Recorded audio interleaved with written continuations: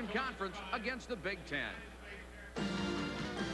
A year ago today, Michigan State was completing a Cinderella season with a New Year's Day victory. They were kings of the Big Ten.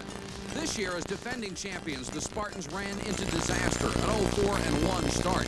Some would have folded then, but Michigan State refused to quit and overpowered their last 6 opponents and finished second in the conference. That streak landed them in Jacksonville behind All-American lineman Tony Mandarich, ready to start the new year. The host city capped off a week of bowl activities last night with a tremendous New Year's Eve celebration. But for Vince Dooley, there were quieter moments to prepare for the final chapter of a great coaching career. For 25 years, Dooley has been the top dog in Georgia's football program, winning 200 games, 6 championships in the Southeastern Conference, and the national championship in 1980. Beyond the victories, the titles, and the honors, Dooley has distinguished his career with kindness and integrity. Through it all, he has shown a passion and love for the game, his university, and his players. And when Vince Dooley announced his retirement, his players' thoughts centered on a going-away gift for their coach. I think everybody's going to play a little bit harder. He's a great coach, and he's been around for a quarter of a century, and not too many people have accomplished things he has. So everybody's going to go out and play a little bit harder and get him number 201. It's just everything came into place as the season went along, and we just want to send him out a winner.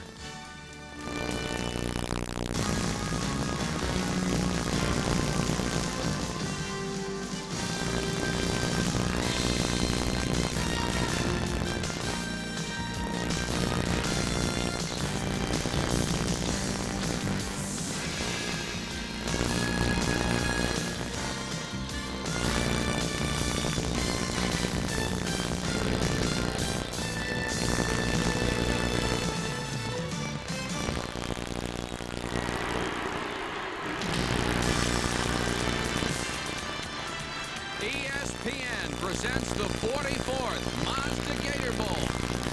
Michigan State versus Georgia.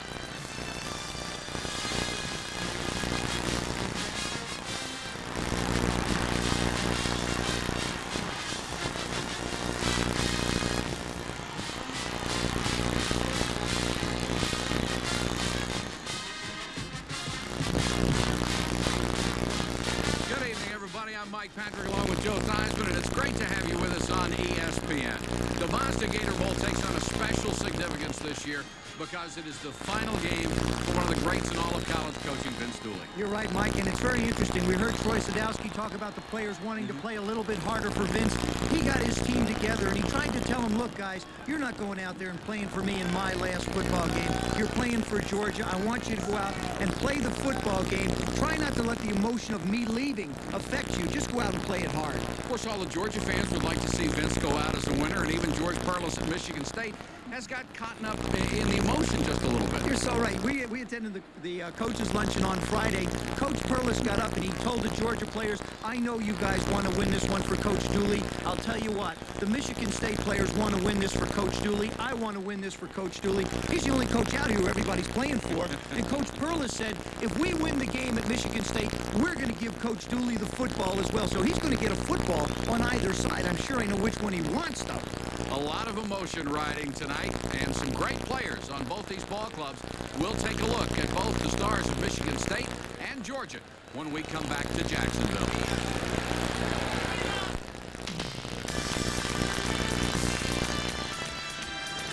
The 44th Mazda Gator Bowl. Michigan State versus Georgia.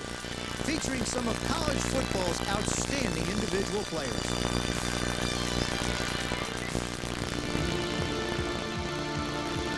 The Georgia Bulldogs boast the nation's best core of running backs. The best, Tim Worley, a 216-pound tailback who has sprinter speed, and this season rushed for over 1,200 yards.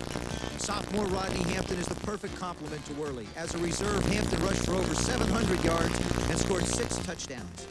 For 3 years, Michigan State's ground game was paced by Lorenzo White.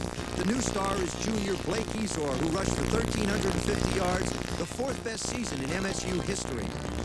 but probably the best player in tonight's game is offensive tackle Tony Manders, blessed with a rare combination of size and speed. There are those who feel Manders is the most dominating lineman ever to wear a college uniform.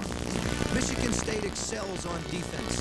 The star of the unit is linebacker Percy Snow, who led Michigan State with 150 tackles and was a Butkus Award finalist. Some outstanding players on both sides of the ball tonight. But Joe, besides the guys we saw on tape, who else can the fans keep an eye on that might have a real impact on this game? Well, Mike, on the Michigan State side, their quarterback, Bobby McAllister, although he's only thrown 6 touchdown passes all year, he's going to be called upon tonight to perform more in the passing aspect of the game. His main target will be Andre Rison. This guy can flat out fly. They've compared him to a Gary Clark type of receiver. Had 30 receptions for 5 touchdowns this year, has 137 for a school record. He's the guy who's going to really make it happen for Michigan State. In Georgia's side, I mean, you talk about passing, when you talk about Georgia, it's like one of those unknown things. But Wayne Johnson can throw the ball very well, moves it down the field pretty good, and I would look for him to put the ball up a little bit more tonight. But if you really want to find the football, as far as Georgia's concerned, look for Troy Sadowski, their tight end. They run behind him. Now, here's a guy who wears gloves, wristbands, and a towel because he wants to disguise himself as a wide receiver, so just occasionally they may throw the football to him. All right, Joe, it's also a pleasure for us to having Chris Fowler working the sidelines. Let's get out of him and get his thoughts before the kickoff tonight. Okay, Mike, thanks very much, and Happy New Year, everybody. You know, these two teams may be very similar, but the two head coaches are very different. For the Spartans, George Perlis, well, he has the only job in college football that he really wants, coaching at his alma mater, and he's been with the Spartans for 6 seasons. Took him to the Rose Bowl last year, and then turned down an offer from the Green Bay Packers that would have paid him more than $500,000 a year to stay with Michigan State. He's a tough, working-class coach. He loves players that have that kind of mentality, and he's got plenty of them on this year's team. Here come the Spartans.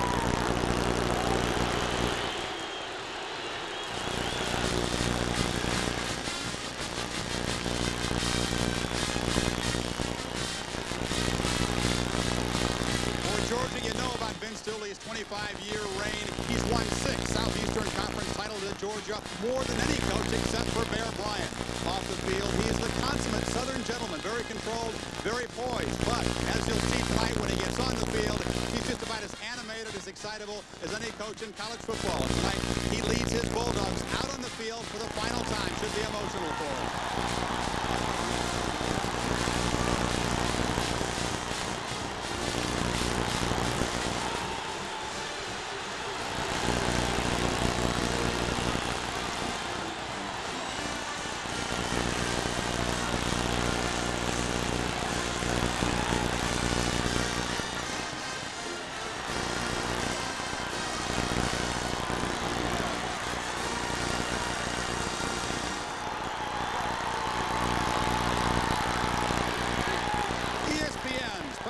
Of the 1989 Mazda Gator Bowl, Michigan State versus Georgia, is being brought to you by Mazda Cars and Trucks, including the all-new Mazda MVP. By Transamerica for insurance and financial services. The power of the pyramid is working for you. And by Precision Tune, we do more than fix your car. We guarantee it.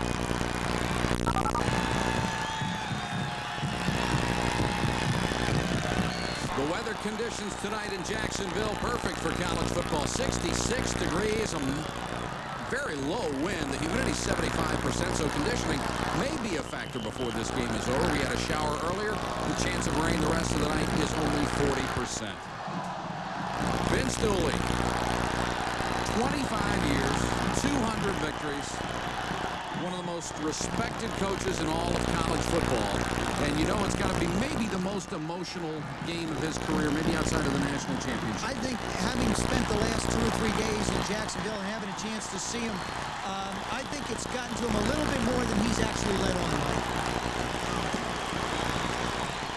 Georgia won the toss, deferred to the second half, so John Casey will kick it off. And back to receive, Courtney Hawkins, number 5, Alan Haller, number 23. Both averaging something shy of 18 yards a return. Crowd of about 75,000 on hand here tonight at the Mazda Gator Bowl, making it the second largest crowd of any bowl game this year. It's been that way for a long time. Deep into the zone. Hawkins takes it, and he will down it there, so Michigan State will start from its own 20-yard line. Here's the way they'll line up on offense. Bobby McAllister is the quarterback, the senior out of Pompano Beach. The running back, Steve Montgomery, and Blake Ezor, the 1,000-yard runner. The wide receivers, the dangerous Andre Rison and Willie Boyer. The tight end, Rich Gasevich. Dave Martin is the center. The guards, Bob Kula and Vince Tata. And the tackles, All-American Tony Mandarich and Kevin Robbins. A run-oriented offense.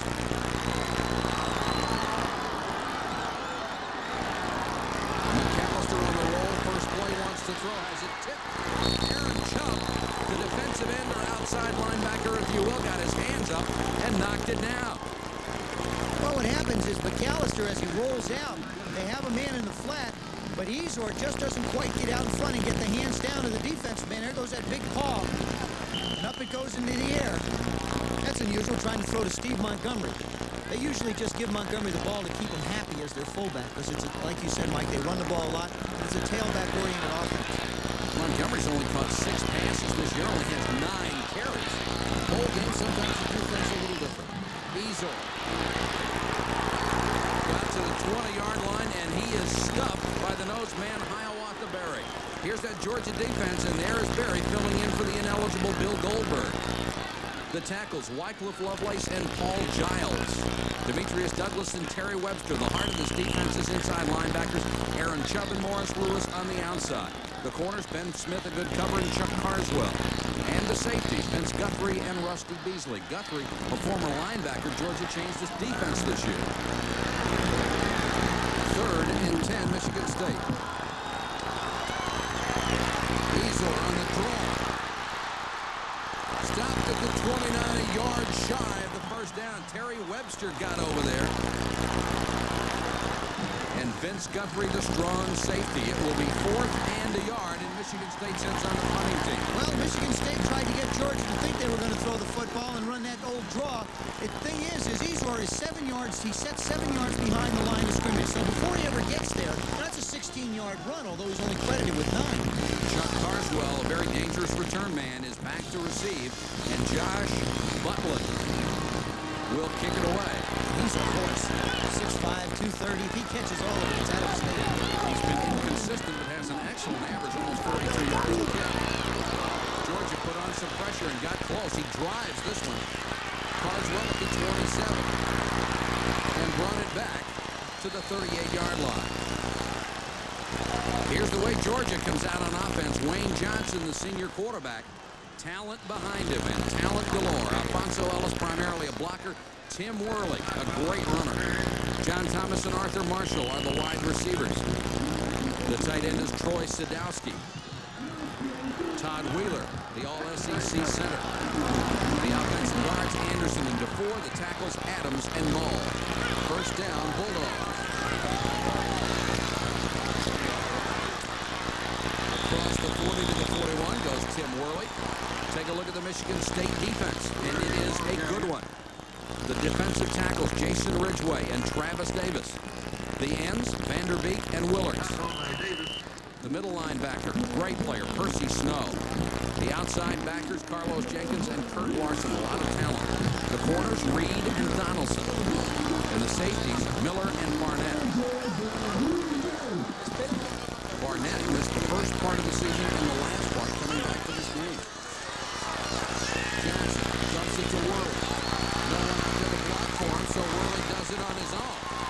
Across the 45, maybe the 46-yard line, Percy Snow forced him out of bounds. Well, Mike, when they swing Worley out like that, isolated one-on-one, their intention really is not necessarily to get somebody out in front as a blocker. They feel like if Worley has the ball in the open field, no matter who it is, there's no one there who can bring him down one-on-one. It's a little bit of a gamble. When you got a horse like that carrying, though, I don't think it's too much of a gamble.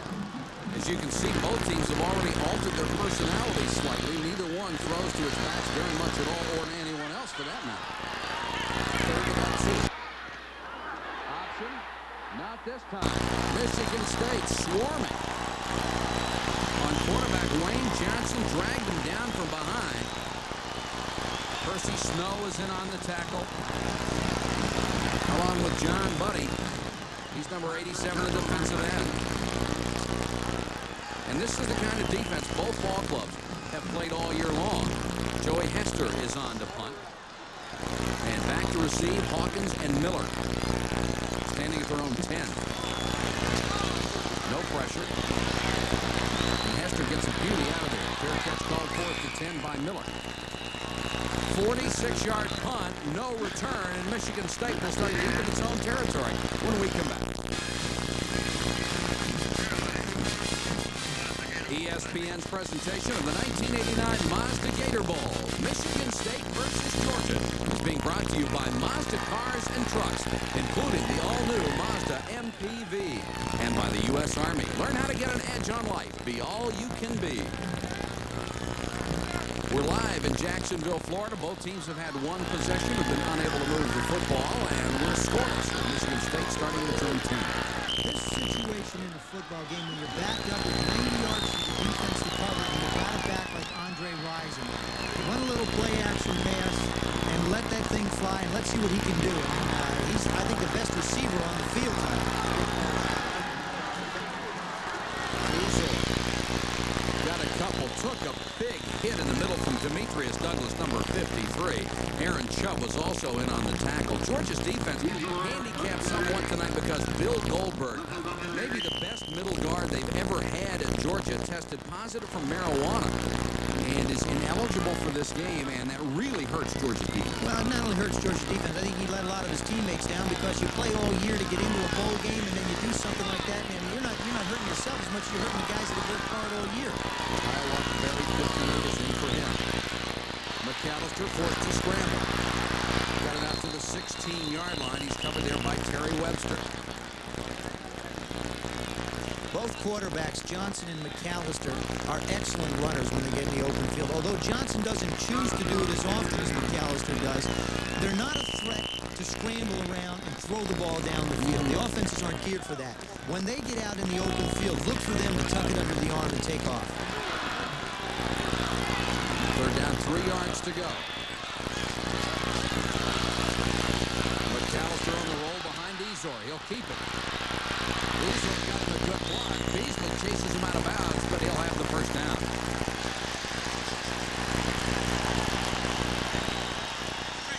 Well, if you're going to run and you got third down and short, why not go left behind number 79, Tony Manders? Now, there he is, taking on Giles one-on-one, and he gets a takedown, he gets a pin, and he gets a helmet. They have categories for him, you know, like pancakes, knocking people off the film. We've just seen Michigan State add a new one to it. It's called a headless block. Big guy's head above. And Giles is 280. Of course, that means he's giving up only 35 pounds to Manders. And you know the thing about it, you just saw that graphic. He finished 6th in the Heisman Trophy ballot. For a lineman to be recognized like that, he is exceptional. Scott Seltzer, number 21, is in his tailback. They fake it to him. Throw instead, Rison.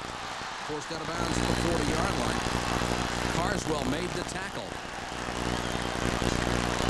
First team all Big Ten wide receiver. There you see now, number 54, Guthrie, is out there to cover him. He walks all the way out.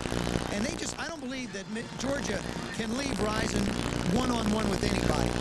He's just that good a football player. That's Chuck Carswell trying to stay with him, but a lot of room. He's got a lot of speed. There are his numbers. MSU all-time record, 137 receptions. But the impressive thing about him is the yards per catch.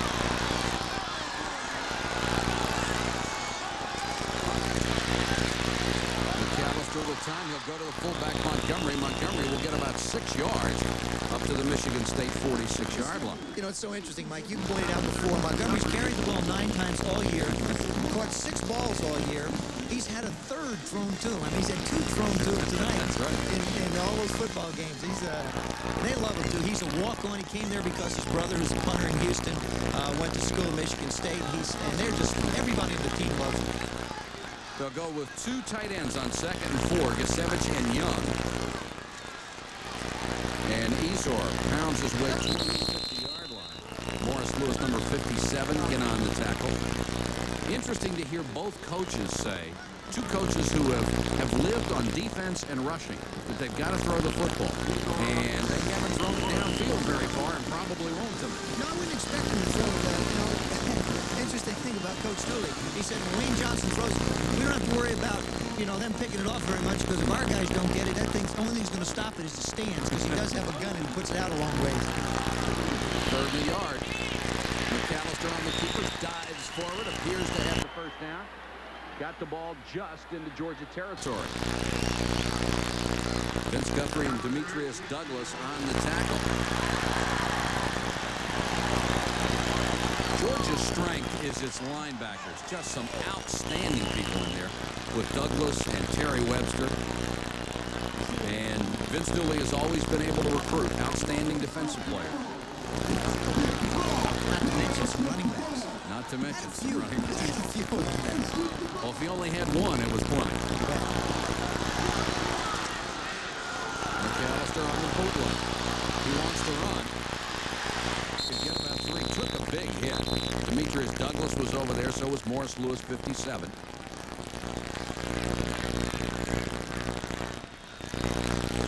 This is a misdirection now. The linebackers just hesitate for a second. You see when the back goes the other way. Now they have to come out. Now, missed block. That's why Demetrius Douglas is out running free and almost tears McAllister's out. But if you can freeze the linebackers just for a second and everybody gets a position block, you have an opportunity to pick up good yardage.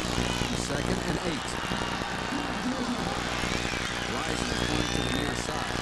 And that's where McAllister's looking. Instead he goes to Montgomery, the fullback.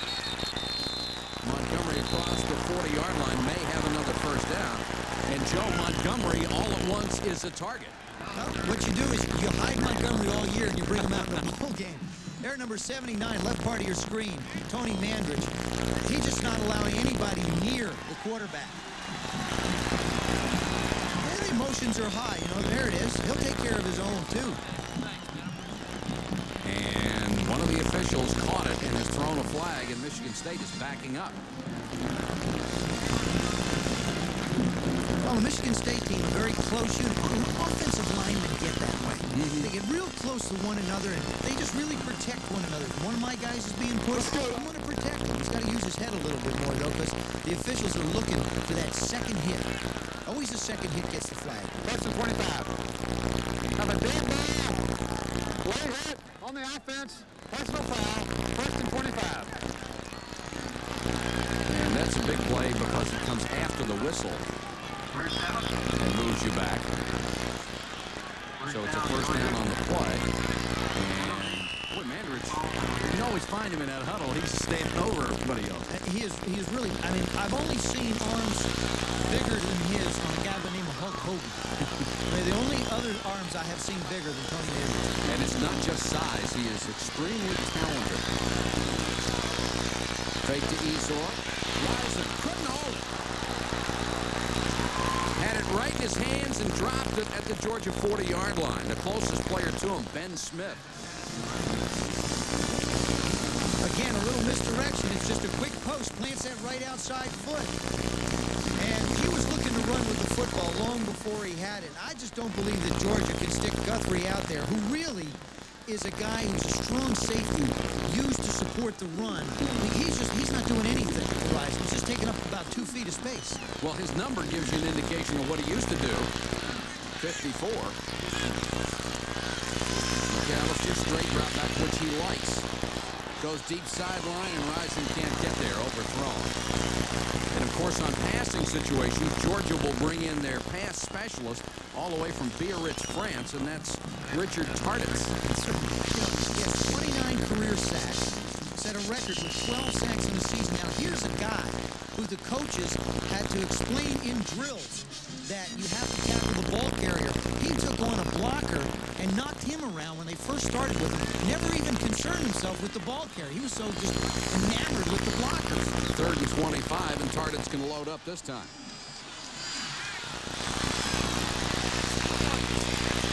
Going around Mandridge, he's double-teamed and gives McAllister some time. Nowhere to go. Guthrie came up and got him at the Georgia 48-yard line.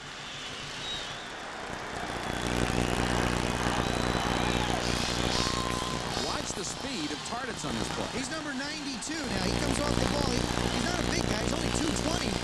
But you see him get around Tony Mandridge, and the guard has to come out and help him out, pull him. But which allows McAllister to step up inside, but still put a little pressure outside. Butland is on to punt. Carswell is deep. So Michigan State gets into Georgia territory, but that's it. It's 6:59 and counting, first quarter.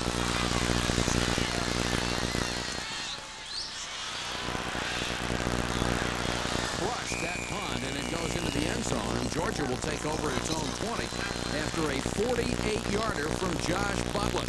First quarter, the Gator Bowl, there is no score. Welcome back to Jacksonville, Florida. A couple of ball control football teams on the last drive. Michigan State kept the ball for more than 5 minutes and only got to the Georgia 48-yard line. Well, the interesting thing about it is they threw more than they ran. Rodney Hampton and Keith Henderson, the new Georgia backfield. And Jefferson will keep it. Got maybe a yard. Matt Vanderbeek drove him out of bounds. And what's interesting about Michigan State is they play a very unusual college defense. Very normal for the pros, or at least it used to be, that 4-3. Well, if you were to watch their practice and study their game plan, you would see vintage Pittsburgh Steelers. That's where George Perlis, he owes an awful lot to Coach Knoll, and he said, hey, I learned a lot from him, and that's what he's trying to institute in his players. And he loves this defense. We're #1 in the Big Ten against the rush and total defense this year. Johnson this time throws low and incomplete. Let's get out of the sideline now, and Chris Fowler. Okay, Mike, one of the issues going into this monster Gator Bowl game is whether or not the Georgia players will be distracted by the fact that a new coach has not been named for next year. You may or may not know that Kirk Russell, the coach of Georgia Southern, turned down the job, as did Dick Sheridan in North Carolina State. The guys most often mentioned now with the search committee, Fisher DeBerry, the coach of Air Force, Ken Hatfield, the coach at Arkansas, and reportedly Don Nealon of West Virginia, although some debate whether or not he'd be interested in taking that job. Fellas? All right, Chris, and the recruits start coming next week, so it's important they name the coach very soon. 3rd and 8. Johnson rifles it complete. Hampton out of the backfield has the first down at the 35-36-yard line. A gain of 14 and only the 11th catch of the season for Rodney Hampton. Well, like we said, Mike, I mean, both these coaches have decided they're going to have to do something different. Now, Hampton comes out of the backfield. Johnson does a nice job of just setting and firing, and Hampton, when he gets his hands on the football, really knows which direction to head in. Johnson, as a quarterback, doesn't make mistakes. He has thrown 96 passes without an interception. And that was Percy Snow missing the tackle on that. Back to live action, and Hampton on the ground across the 40 to the 44-yard line. Travis Davis made the tackle. Hampton, splitting time with Worley, was the 5th leading rusher in the SEC. You know, what's really scary is when you look at Georgia's running backs. Worley averages 5'8" a carry, Hampton 5'6", Ellis 5'6", and Keith Henderson 5'7". No matter who goes in, they average over 5 yards a carry, 5'5" a carry. 2nd and 2, Georgia in the eye. Hampton is the deep man. Play action.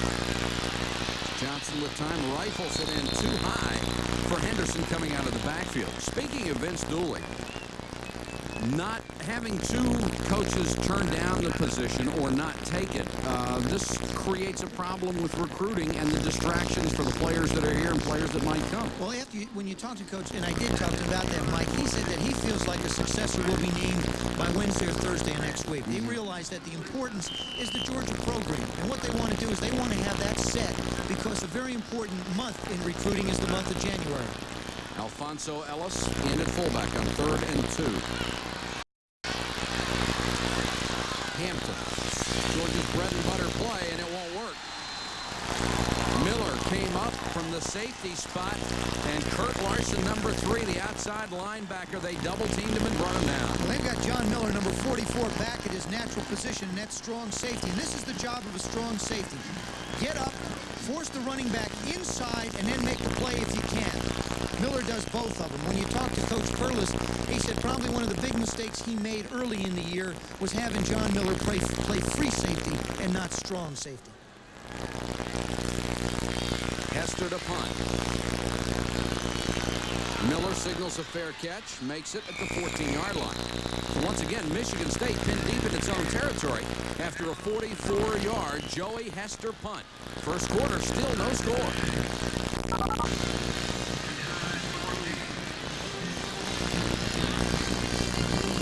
Archie presents Jim Jock, world's greatest athlete. We're at the Mazda Gator Bowl. And it's 0-0. First quarter of play. Hope you'll join us tomorrow for New Year's game day. Hosted live from the Fiesta Bowl by Tim Brando, and pit coach Mike Gottfried will be our special guest. We'll also have commentary from Bino Cook, reports from Kerry Ross at the Sugar Bowl, Stan White at the Orange, previews the Cotton and Rose. Big day in college football and a big night right here. This statistic probably won't last long, but right now both teams have more passing yards than rushing yards.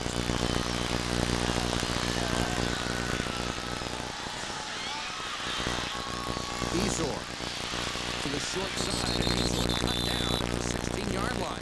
Let's go back to the sideline and Chris Fowler. Chris? Okay, Mike, joining me now is Barbara Dooley, Vince's wife. Now, Vince claims this is not an emotional night for him, no more than any game, during the regular season. How about you? How's your emotional state? It is for me. It's very emotional. It's kind of like watching your life flash in front of you.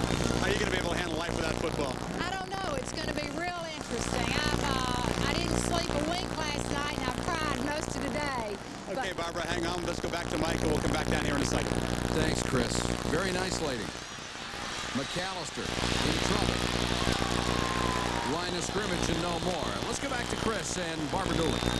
Okay, Barbara, now Vince has been pretty cagey as far as announcing whether or not he's going to run for office. What is your advice about governor of Georgia in 1990? Well, I think right now it's a little premature. We've got to win this football game tonight. What would your advice be? What would you expect, though, if you were a betting woman? Well, if I were a betting woman, I'd have to say maybe. Is there anything special he told you before tonight's game? No, when he got ready to leave, though, that I knew that he was thinking, this is different.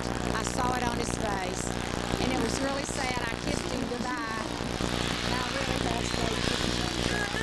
Okay, thanks very much, Barbara. Mike? Esor on a draw on 3rd and 9. He'll be stopped short of the first down. Terry Webster, number 60, always around the ball, as is Guthrie, number 54, on the tack. And you can tell how much emotion is involved in this one. You aren't kidding. I can also tell you, Barbara Dooley, if Vince doesn't run for governor, she hit the middle of the road. She ought to think about it. That's it. Well, maybe. Okay, all right. We got that. Butland, who has kicked well so far, is on to kick to Carswell.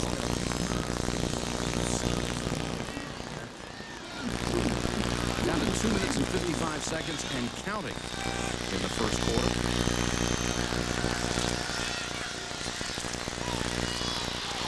Low line drive kick this time. Carswell on the run into Michigan State territory. Dives to the 45-yard line. 35-yard punt and low and a 12-yard return. Overhead, we have the Goodyear Blimp Enterprise based out of Pompano Beach, Florida. The captain tonight, Richard Daniels from Burbank, California. It's my chauffeur. Was it? Yeah, it's my chauffeur when I flew in. Did a nice job of driving. Didn't hit You a did or he did? No, but he didn't hit a bumper. Neither did I. Ellis and Worley back in at running back for Georgia in Michigan State territory. Play action by Johnson. He'll keep it. Now he throws and threw in between two potential receivers. There is a flag down on the play.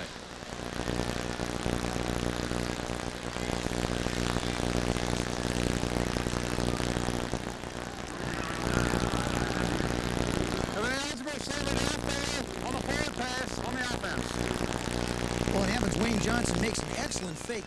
With Georgia being a tailback-oriented offense, whether they hand it to the tailback or pitch it to him, what he does is when he flips that ball out, he pauses a second, and that freezes the linebackers, and he has enough quicks to get outside the defense, and they try and bring somebody across. That time, Michigan State defense did well. They got pressure on him up front and gave him no place to throw the football. Of course, his linemen are thinking, what the heck, he's out there far enough, maybe he's going to run.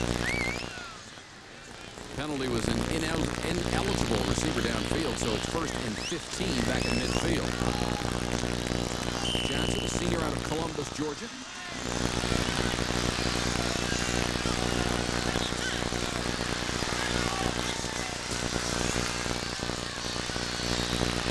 Johnson guns this one down to the 29-yard line, and it's Sean Hummings, a gain of 21. And Georgia fans are seeing a whole new offense here. Well, we talked about it. It's not like we didn't tell people it was going to happen, Mike, because they're really changing things up. The pocket. And there he just sets that back foot, and he's got a heck of a gun.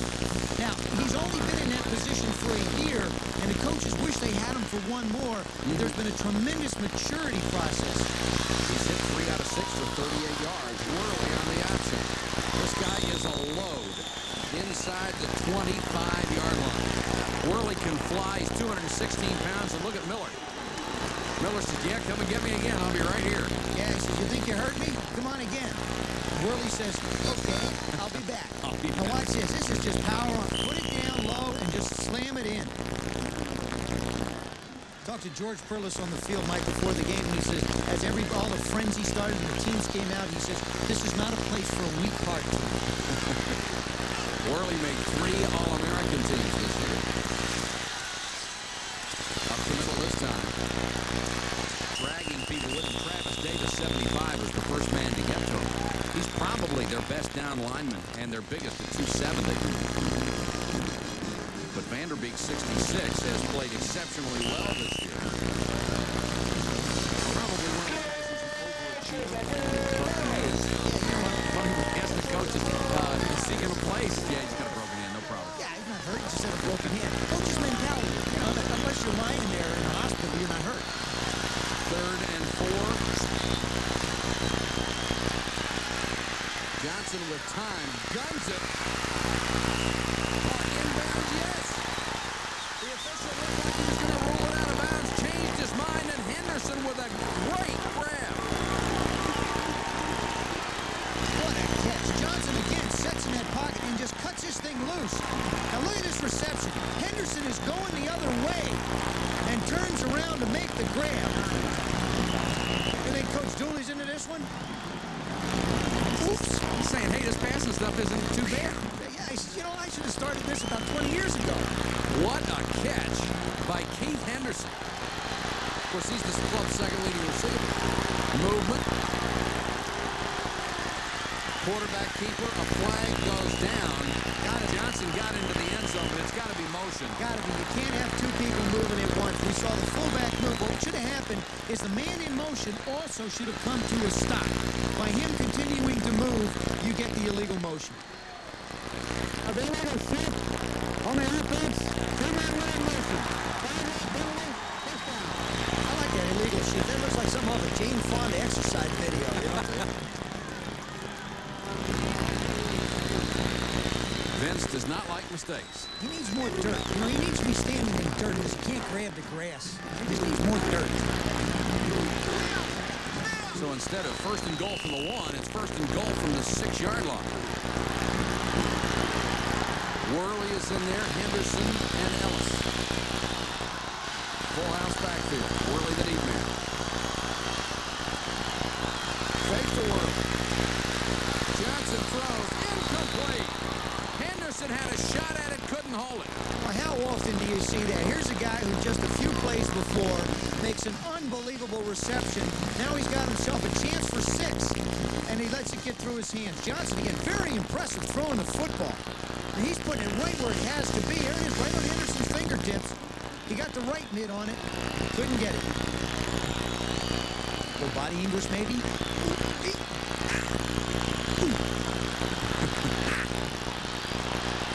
Second and goal from the 6. Johnson's been very impressive. Worley on the toss. Great play by Travis Davis. Got over there in a hurry, then got some help from Percy Snow. Well, also, you know, Mike, that's the short side of the field. And the biggest difference, and for me, having not seen college football in a while, is the hash mark. When you just got a few yards to head to the other side, that penetration by the defense just didn't give you any room to run outside anybody. Now it's 3rd and goal outside the 6. So on this possession, after 1st and goal, Georgia's lost 6 yards.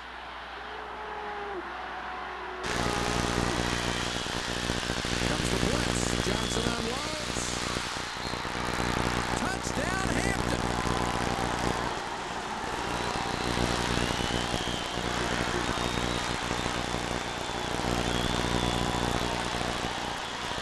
There is a flag down on the play. They had Hampton by the face mask. And they still couldn't keep him out.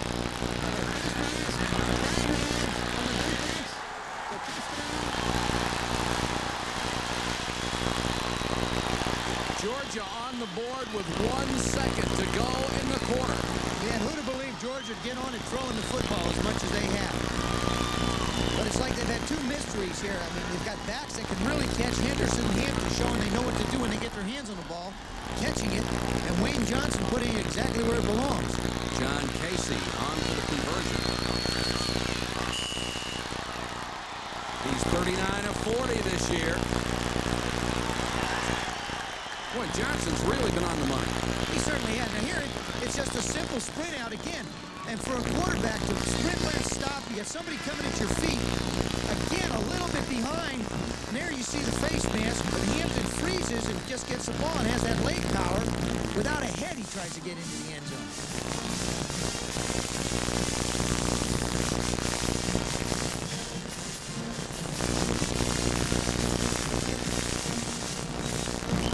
Vince would like to go out a winner, too.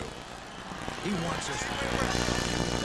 Coach Dooley, when you look at his face and when you talk to him, I walked up to him before the game just to wish him luck on the field.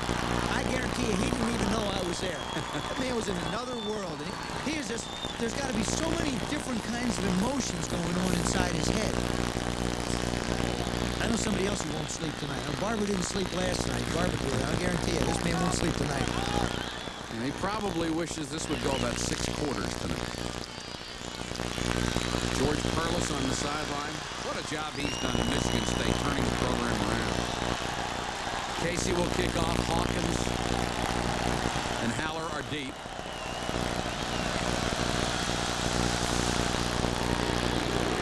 Another blast. This one out of the end zone.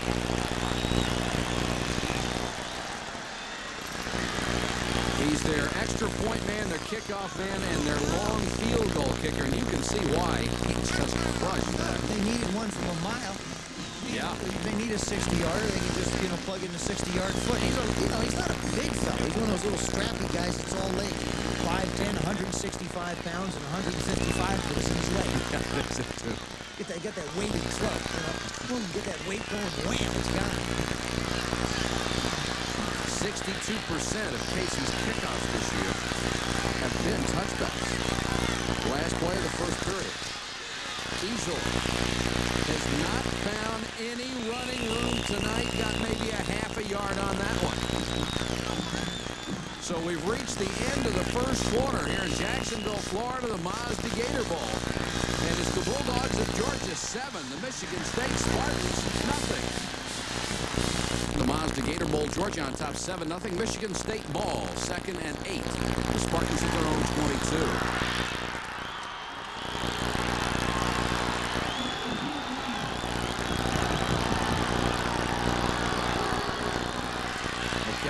Fakes the draw.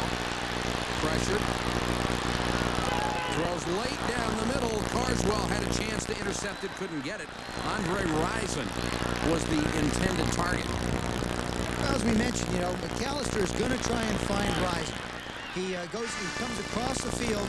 And McAllister, obviously, Michigan State's doing something it doesn't do naturally. That's throw the football. Although they practice it a lot, when you get in a game, it's a whole different story. Now, he may be fast, but he's not tall. And although he started on the Michigan State basketball team, I don't think he can jump that high. Michigan State has already thrown the ball 7 times. Both teams throwing far more than normal. McAllister with a short route goes out to Rison, trying to make it a one-on-one. And can't do it. Stops shy of the first down.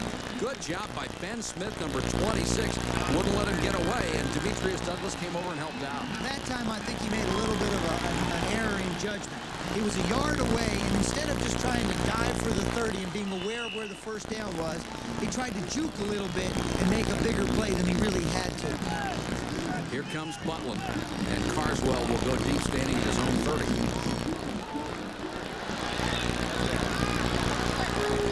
Carswell, a defensive back, but was a highly touted running back. He was recruited. He loves to run the ball. Just a redshirt freshman.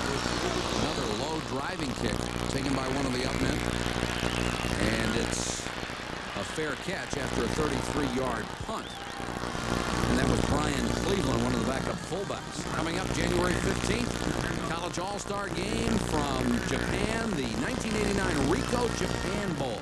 Troy Aikman, Tony Mandarich is in this game. Derek Thomas, Broderick Thomas, all scheduled to appear 10 o'clock Eastern Time.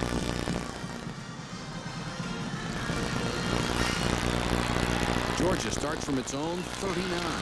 Hampton in at tailback. This is the fullback, Keith Henderson. Yeah, here's a statistic, Mike, that I'm sure will shock a lot of Georgia fans. The first quarter, they ran the ball 8 times, and they passed the ball 9 times. Now that in itself should belong in a little category under Vince Dooley records as far as bowl game appearances, whatever. Threw the ball more in the first quarter. Ball spotted at the 41, 2nd and 8, and Johnson has had an excellent first half. Had 2 of those dropped, by the way. Sadowski goes to the far side. Johnson to throw again. This one way too high for the intended receiver, Sean Humming. It's a high hard. Little riser. Yeah, it was. Remember, it's a good thing. It's a good thing there's a stadium on the outside. That one might have broke the car window. Johnson says he has a lot of confidence in his own arm. He likes to sit back in the pocket. Very unusual because he has that gifted ability to move, but he does have the preference. His favorite pattern is called an X-ray. It's not invisible. It's not real, but it's about a 15-yard in. He calls it the X-ray. Look at the yardage. Georgia passing for 66. They want a screen this time. Henderson cuts it back. 40. Young man with a lot of speed down to the 27-yard line of Michigan State. Benson Donaldson made the tackle. Todd Wheeler, the All-SEC center, threw him a great block. But Johnson manages to bring all the defense inside to him. They get it outside to Henderson, and then you see why he's so versatile. He even hurdles his own man and turns on the speed. Now, what you want to do when you get great backs is just get them the football where they can use their running ability. Now, watch Wheeler, that's the center, number 63, get the big block to spring him up the field. Worley gets the toss. Pushes his way inside the 25 to about the 24. What made that play work, to me, is the fact that Georgia has thrown the ball so much tonight. Normally, a running team can't get away with screen passes. They're not set up. You're absolutely right. I mean, if you were to tell people that both these teams run the football for a living, they wouldn't believe it. And it's interesting watching, and they really are mirror images of one another. Both teams practice the pass a lot, but when they get into games, they never did it. And in this kind of a game, they've taken everything out of the closet. 2nd and 7.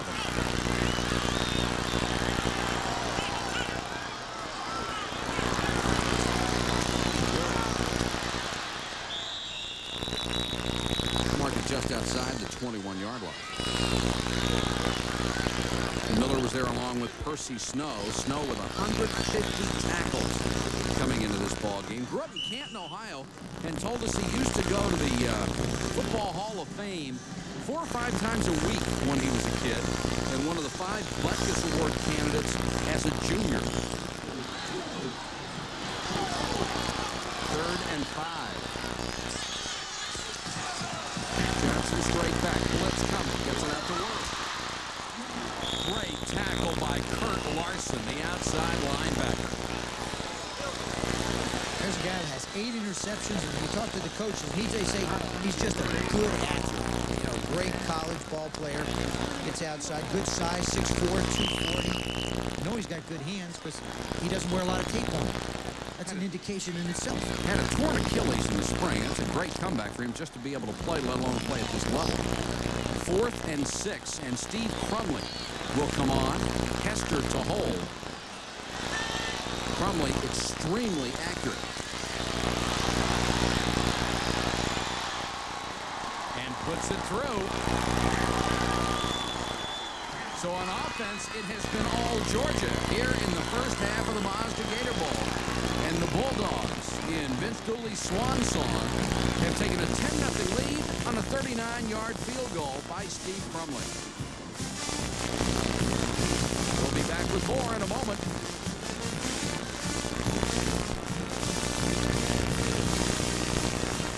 ESPN's presentation of the 1989 Mazda Gator Bowl, Michigan State versus Georgia, is being brought to you by Mazda Cars and Trucks, including the all-new Mazda MPV. And by today's Howard Johnson, we're changing a lot of minds. Georgia with the lead, 10-0 with 11 minutes to go in the first half, Joe. And a very important offensive series for Michigan State. They've got to do whatever they have to, whether it's throw, run, whatever they have to. They've got to put a drive together and try and get some points on the board because they can't let Georgia get too far ahead because then they'll start pouring those big backs down their throats. I'm just wondering if they'll go back to what brought them. Low line drive kick. Picked up by Hawkins. Broke a couple of tackles, stays in bounds, out across the 30. He'll mark him out of bounds at the 31-yard line, but for Michigan State tonight, that is excellent field position. There's the drive, 39 yards, a little over 3 minutes, and Crumley capped it with a 39-yard field goal. Crumley, one of those straight-on kickers. He'd be in trouble if they ever outlawed shoelaces because he's got his toe tied up, almost touching his knee, but he gets it up quick and he's with the umpires. Michigan State at its own 30-yard line. Here's a team that's averaging nearly 250 yards a game on the ground. They go to Ezor. Ezor cut down by Robert Bell, number 79, 260-pound sophomore. And Georgia very thin on the defensive line, but they have played very, very well so far tonight. That's 8 carries, only 26 yards for Ezor, who gained 1,350 yards this year, the 4th best ever for a Michigan State back. You know, the thing that Georgia's doing on defense, Mike, is they're not allowing Michigan State's size of offensive line to move them out the ball and give Ezor a place to run. McAllister on the roll with time. Complete. Rising into Georgia territory at the 48-yard line. 21-yard gain. Carswell made the tackle. There is a penalty marker back near the line of scrimmage. Everyone else receiver downfield on the offense.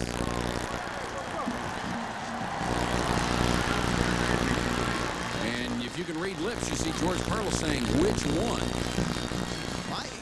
I find that hard that ball was out in a hurry. Sure was. I don't know who could be downfield unless it was a lineman.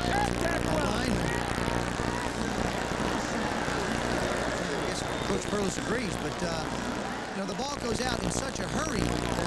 I don't know who could be downfield. The official saw somebody, obviously. So McAllister looks to the sideline to get the play. This, by the way, is an Atlantic Coast Conference officiating crew working our Mazda Gator Bowl game tonight for us in Jacksonville. 2nd and 14 after the penalty. Fake to Ezor. McAllister wants to throw again. Same play. Throws short. Almost intercepted. Lewis had his hands on it. Couldn't hold it. And Morris Lewis just absolutely baited Bobby McAllister on that one. He stayed right in Steve Montgomery's hip pocket. You'll see it on the lower left part of your screen, number 57. You see how he just hangs back like he's in a zone, and he sees McAllister start to let that thing go, and then he breaks on the ball. This is one, if you're a quarterback, all you do, you pray for 2 things. Number 1, what happened, he dropped it, or number 2, you can outrun him. I could never do the second, so I'd always hope the guys could drop it. And you hope for number 1 a lot more, don't you? You aren't kidding. Lewis already has 3 interceptions this year as an outside linebacker. 3rd and 14.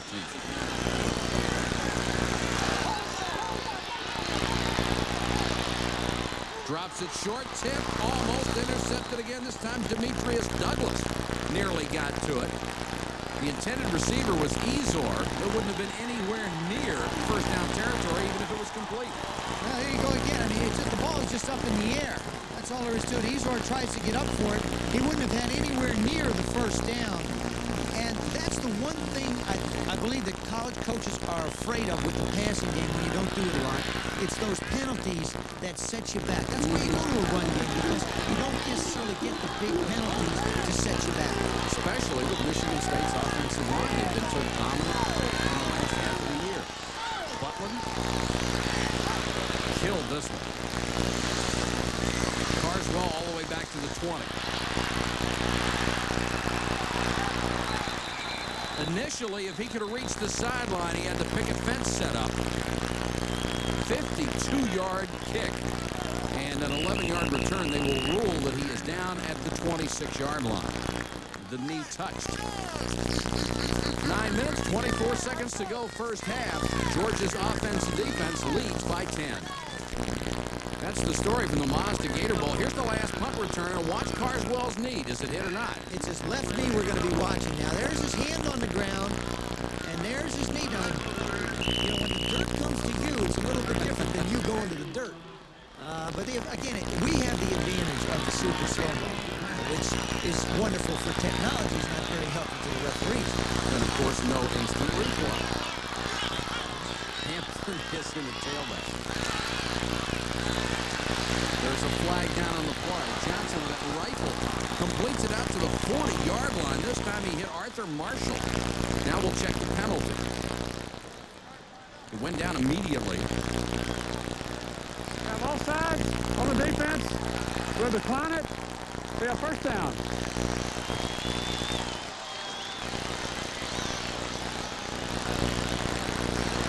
The only thing that could have happened is the fact that they lined up offside. You see the offensive line get his hands out front. He gets that arm out front. That's Russell DeFord on Travis Davis. Just gets his arms out and acts like a little spring, a little cushion. Stops him from rushing. Johnson, 8 out of 13, 112 yards passing in the first half. Now he's on the option. He'll keep it, cuts it back. Great balance across midfield with a 48-yard line. Took a shot from Harlan Barnett, number 36. On offense, it has been the Wayne Johnson show. Well, really, and you know, I wouldn't doubt that this is not a featured part of his game. And you see he's got the ball up, he's reading the defensive end. He sees the defense stretch out. They do a good job. Larson's out there waiting for him. He just cuts up in the hole and runs into a tree. Another first down for Georgia back in Michigan State territory with 6:38 to go in the first half.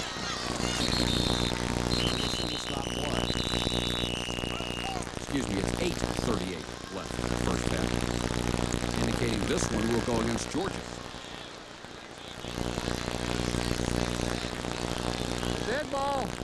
False start on the offense. It'll be first and 15. And that will push Georgia back to its own 47-yard line. And there you see Vince Dooley signaling in from the sideline. The Omo Woods, attention. The Omo Woods. Call your sister, Francis. 669. Georgia has crossed midfield the last 3 times they had the football. 669. Michigan State has been in Georgia territory just once.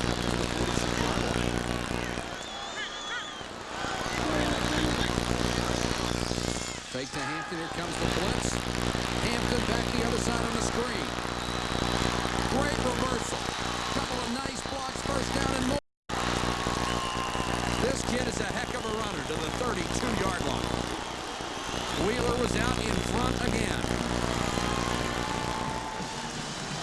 Just amazing. And the thing that sets it up is Wayne Johnson draws the defense again to him, just as he did on the other screen that he threw to Henderson. This is, I mean, he just flat dance. They can't even grab his towel. He's making he's missing their legs, the towel, and everything. Vince is almost as nifty.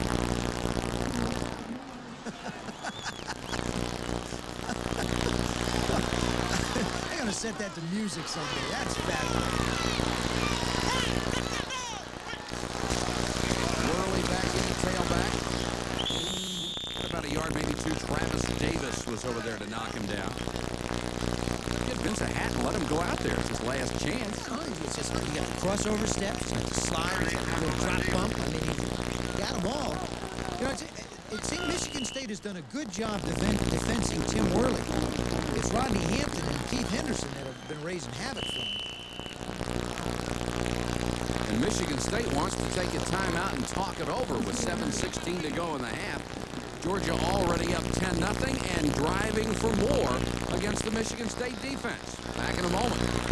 1954 Gator Bowl game match. Texas Tech from the Southwest Conference and Auburn from the SEC. Auburn Spartan was coming off its first winning season in 17 years. Their leader, a senior quarterback who ran the ball a lot better than he threw it. And even though Texas Tech would go on to defeat the Auburn Tigers, the MVP was their quarterback. And guess who that quarterback was? One Vince Dooley. Tell me, how about that? You know, I'm convinced now, after watching him throw, that he went out and tried to recruit guys who couldn't really throw better than he did. Unfortunately, I think Wayne Johnson has broken that mold. Wayne Johnson has shown a rifle tonight. 2nd and 8, Georgia. Michigan State pressure. Johnson neatly sidesteps it to Hampton. 5. Touchdown.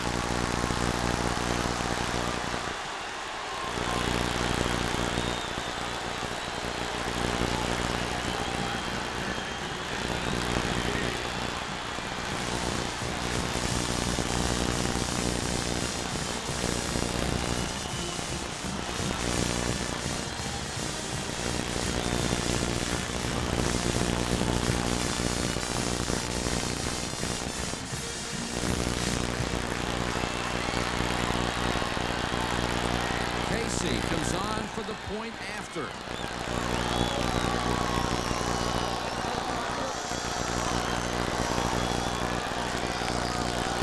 It's true again. Wayne Johnson has already thrown for 164 yards. His season high is 176. Well, you know, the thing is he's doing everything that he has to. Here he gets pressure from the left side by Davis. He just sidesteps and has presence of mind to gather himself and just gun that thing up the field. He just gives the old once over and just fires it up the field to Hampton, who we've seen hurdle his own people, Michigan State people. Now there he goes again. Tremendous balance. Hampton has already caught 4 balls, 71 yards, and 2 touchdowns, and Vince is at it again.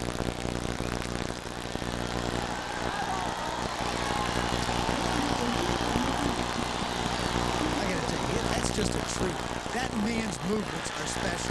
He'll need a day off more than the players. Oh, his leg got to be killing him. Hampton, 2 touchdown receptions tonight. Coming into this game all year, he had caught 1 for a touchdown with 86 yards on the season. So Georgia, they told us they were going to throw the football. They thought Michigan State's defense was too tough against the run, and boom, they've done it, and they've done it very well. They had a lot of respect for those guys up front, and they've thrown to their backs, interestingly enough. Hawkins, 2 yards deep, he wants this one. Got it back to the 20-yard line and no more. A return of 22 yards for the freshman Courtney Hawkins from Flint, Michigan. And if you're going to dance around like that, you get hurt sometimes. Well, you know, it's our first injury of the game, and he's a little bruised, a little cut. I just wonder which where he got it on. Which dance.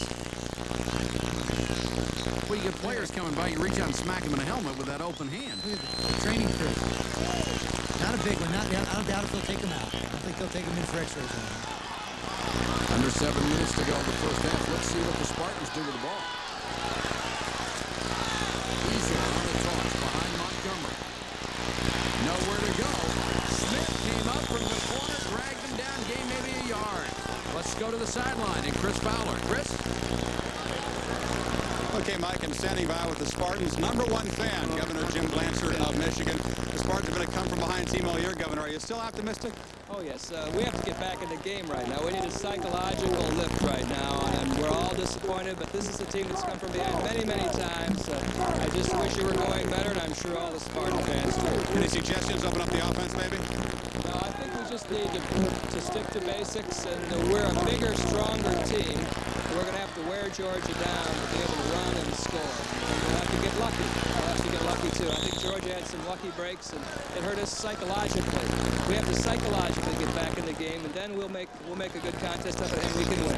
There's been so much talk about Vince Dooley as governor after he leaves. What kind of a governor do you think he'd be?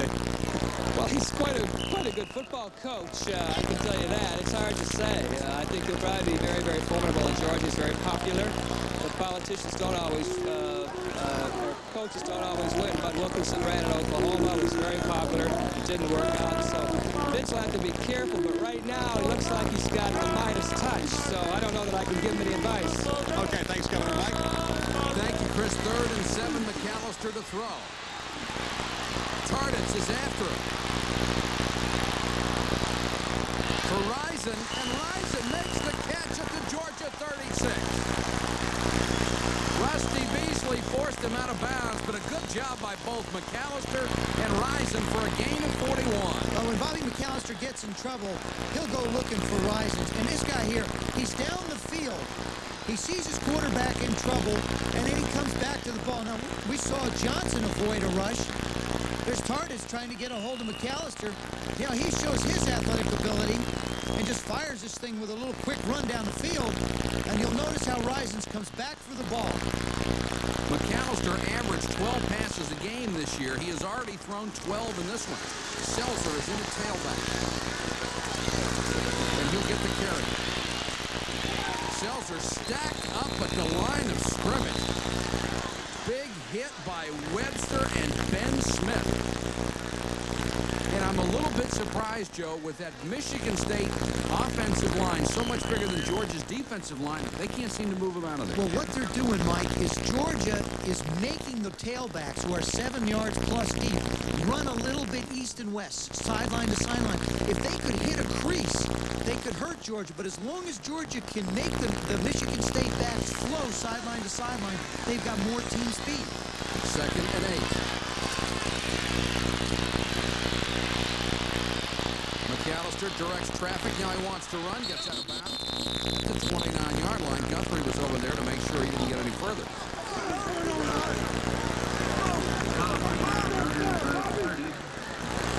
McAllister will flush himself out of the pocket.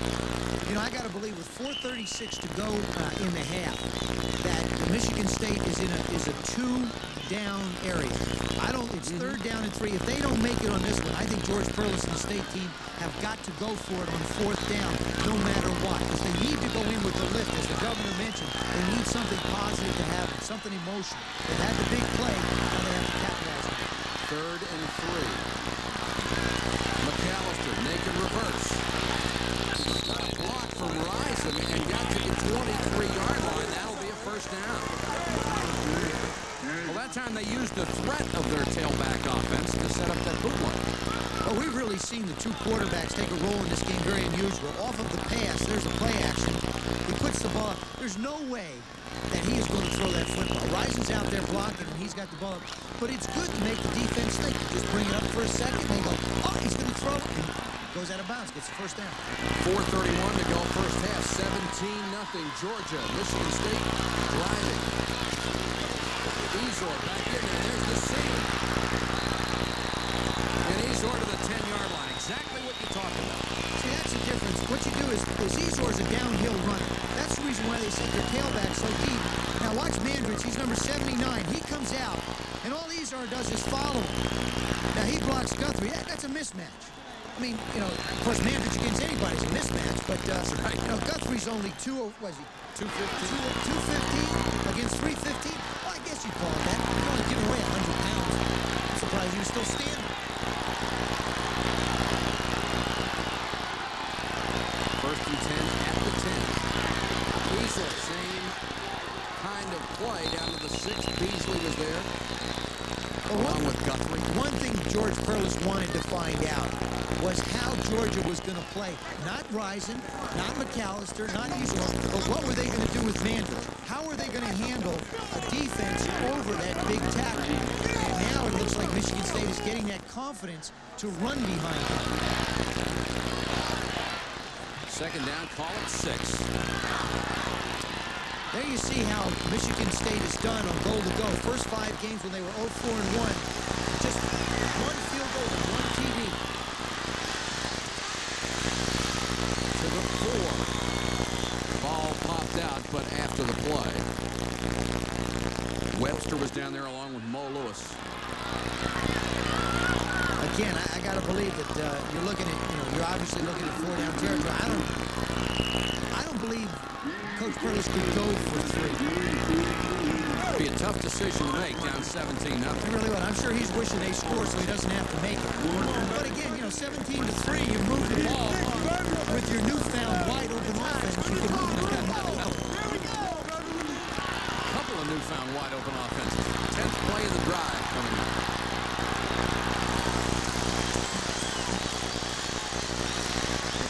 McAllister wants rise and throws. In or out. Touchdown.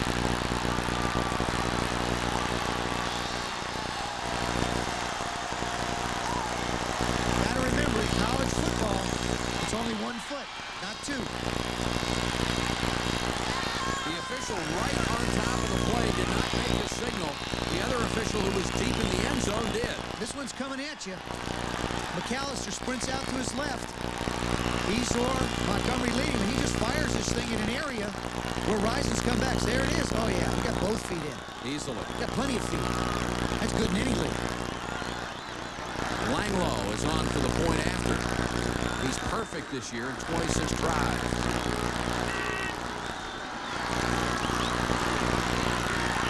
Make it 27 in a row for sophomore John Langloh.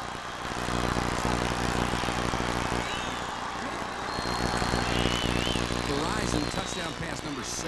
Well, you know, what's impressed me about him is he is always coming back to the ball. Watching him in practice, he even had a sore left ankle, which I asked him about. He said it's fine, but he's always coming back at the ball. That is such a tremendous help to a quarterback because the defensive player never has a chance to come in front and pick it off. All right, let's go to the sideline before the kickoff. We've got more from Chris Falcon. Okay, Mike, injury report on Coach Dooley. He sustained a cut to his left hand when it slammed up against a helmet, maybe in the middle of one of his wild gestures. Got a towel pressed on it. The bleeding does not appear to be too serious, but we'll keep you posted, guys. Well, he doesn't have to worry about next week or even next year, so that injury will heal quite nicely. Michigan State on that last drive got 80 yards. The entire rest of the game, they've had 83. And the big play was that scramble by McAllister. Well, actually, the big plays in this game has been the scrambles by both quarterbacks, Johnson and McAllister, finding receivers. I mean, it's been a great football game. I'm glad we're the only people on New Year's Day. This is great. I wouldn't want to go anyplace else anyway. There's the injury. He must be bleeding pretty good, man. He's had that on for a while. Rising second in touchdown receptions. Michigan State to Kirk Gibson. You see Blake Ezor's chin. Looks like he's getting a little repair work on his chin. Dangerous return men. Worley and Hampton back to the kickoff. Worley across the 20 to the 21. Worley had been averaging 34 yards a return on kickoffs. And Michigan State appeared to get pumped up out of that last drive that went 80 yards. Consumed a little over 4 minutes.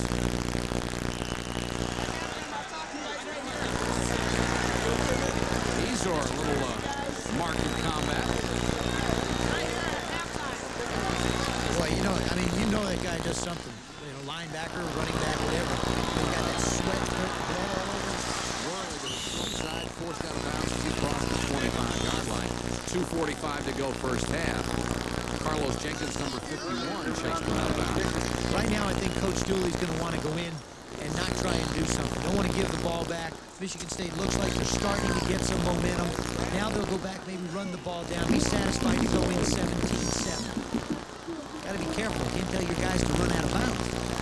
Help the other team out. Stop the clock. Very productive first half offensively for the Dogs. Put it up again, not this time. Pressure. And the sack will go to Travis Davis, number 75. His season.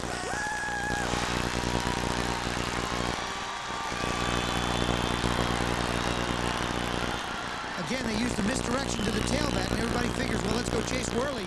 But he doesn't fool the Michigan State defense. They get a lot of pressure, and Travis Davis from the backside. You know, he's carrying a proud position. He carries a proud tradition. He plays that off-center nose tackle and wears number 75, just like Mean Joe Green did for the Pittsburgh Steelers. That defense was put in to stop O.J. Simpson. 2 minutes to go first half. Johnson wants a timeout. When we come back, 3rd and 17 for Georgia. Shot from the Goodyear Blimp Enterprise. Beginning the new year with us after 27 telecasts in 1988 and 1 ride for Joe Theismann. Yeah, I love it. I do. I recommend it to everybody. It's just fun. You know, that timeout was very interesting. You know, there isn't a 2-minute warning in college football. Of course, for me, I haven't been away from the game for so long. It's a little bit of a new learning process for me. But that timeout really helped Michigan State and hurt Georgia. Because now Georgia's down to 1. Michigan State still has 3 of their own with 2 minutes to go if they can stop it. And 3rd and 17, deep in your own territory, not exactly what Georgia likes. Johnson on the roll. Got a good block. There is a flag down on the play. Back where Johnson was trying to turn the corner. I got to believe, and I'm going to go out on a limb a little bit, when it's back that deep, it's got to be some kind of hold. I'll go with you. As we said, it's Gator. Well, you were on your way there. We're both guys on a limb, huh? Refuse it. They got to refuse it and make them kick it. Would bring up 4th down. That's Percy Snow giving the indication. If they take it, I got to believe that Coach Burles is doing this because he has such tremendous confidence in his running game. And the smart thing to do would be to refuse it, to be honest with you.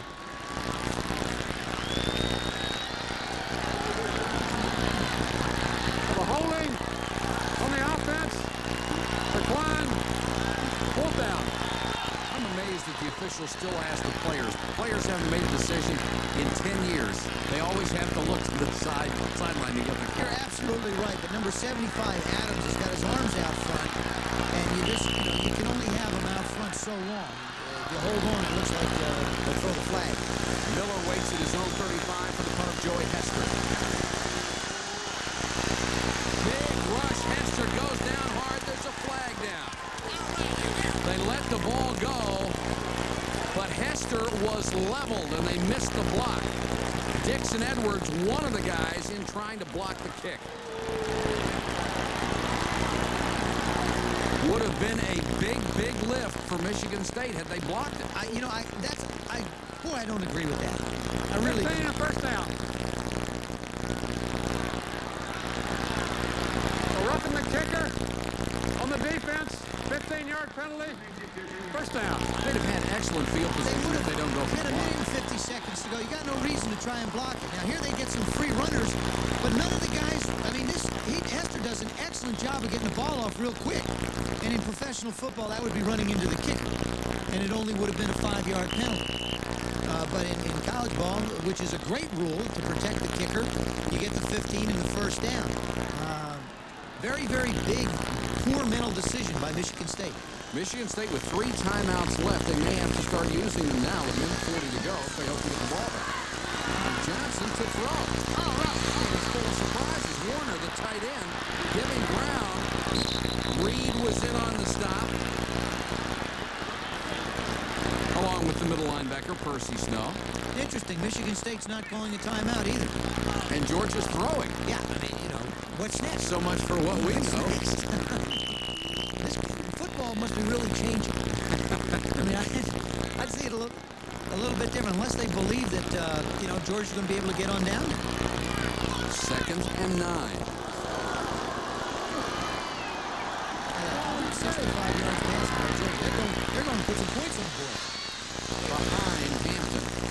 Miller was coming up, and probably a good decision by Johnson to throw the ball there. Miller in perfect position to make an interception had the pass been on target. So that stops the clock with 56 seconds to go. I'm having a heck of a time getting into these coaches' heads. I got to be honest. I really, because some of the things that, going for that when you've got the team backed up to block the kick, it's a heck of a gamble. Now you come out, you don't use a timeout with a minute and 30 seconds to go when the other team has 2nd down and 9. And Georgia throws the ball, does them a favor, stop the clock. And calls a timeout at 2 minutes. 4-man rush. Johnson rifles this one low. Intended it for Arthur Marshall. So the clock stops again. Michigan State still has 3 timeouts left. There's 51 seconds to go. Now there's a case, I think, where Georgia tried to get a little bit greedy. It looked like they were going to settle for it before the latter part of the quarter. They were going to try and run it out. Now all of a sudden it's come back and helped them. Now do you go after the punter again? I would hope. Miller goes all the way back to his 20. Here they come. This time they missed him, and Hester got a pretty good kick out of it. Little fair catch at the 28-yard line. 35-yard kick and no return. Coming up at halftime, hope you'll stay with us. We have an excellent interview that Chris Fowler did with Vince Dooley. Tim Brando will have a look at the Fiesta Bowl. All-American Tony Mandarich, you'll love that feature. Everything going on at the Gator Bowl and what has happened in this last week down in Jacksonville, Florida with the Spartans and the Bulldogs. Everybody at Mazda and associated with the Gator Bowl have been absolutely fantastic. The people of Jacksonville, they know how to throw a football party, I want to tell you. Great folks. This is a big-time football town. McAllister draw play easily. The guy has speed out to the 40-yard line. It's a first down, 37 seconds left. They move in to stop the clock. Clock stops so they can move the chains in the final 2 minutes. Now we get to set seconds. And now Michigan State will use a timeout. Gosh, if they hadn't done that, yeah, I'd have just thrown it up and said, I don't know anymore. Time to give up on the analysis. You got to remember Coach Burles and what he does for a living. I mean, he was a defensive coach for a while, too. And an outstanding defensive coach for the Steelers under Chuck Noll. It's very interesting when you talk to the players and the assistant coaches of both Michigan State and Georgia.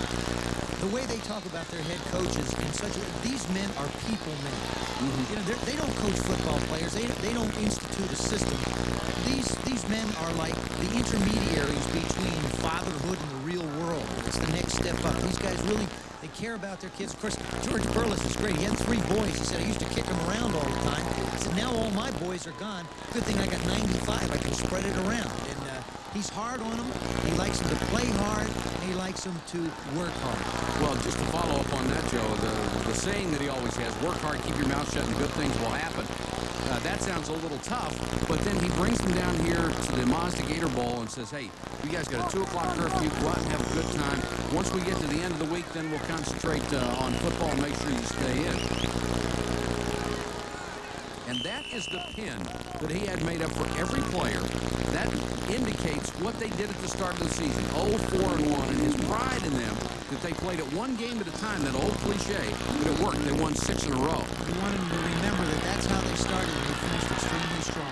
37 seconds to go in the half.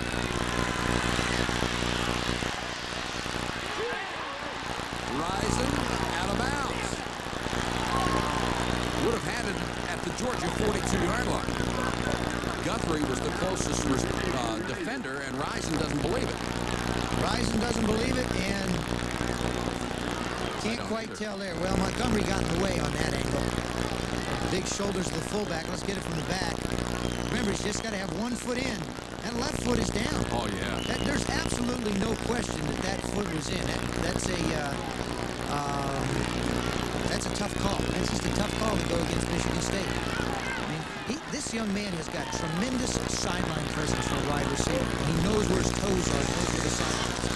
They've thrown the ball 14 times. 8 have been intended for Rising. McAllister in trouble and just threw that one out of bounds. There wasn't a receiver within 30 yards, and a flag is down.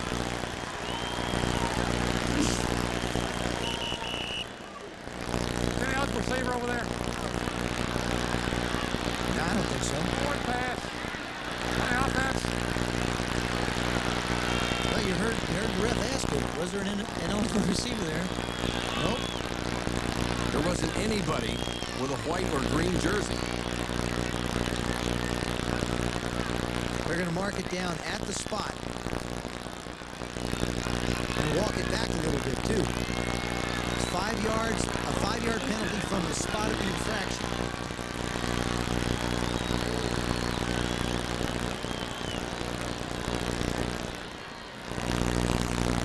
Normally in a situation like this, the coach sends in the one pass pattern that I hated more than any, and that's where you just send the receivers down the field, throw it up for a jump ball, and see who winds up with it. 3rd and 32 with 24 seconds left.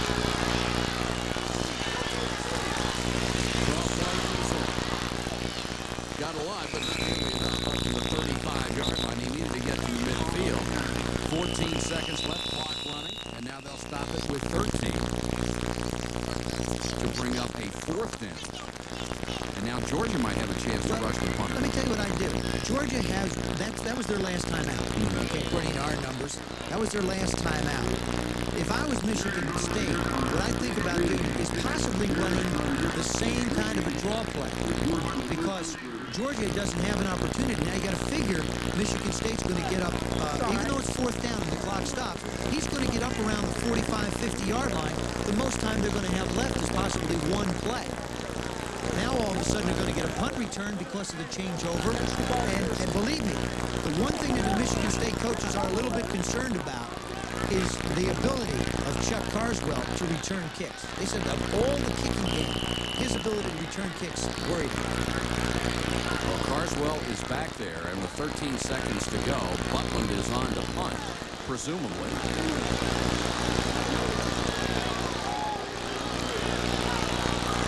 Georgia with a 9-man front.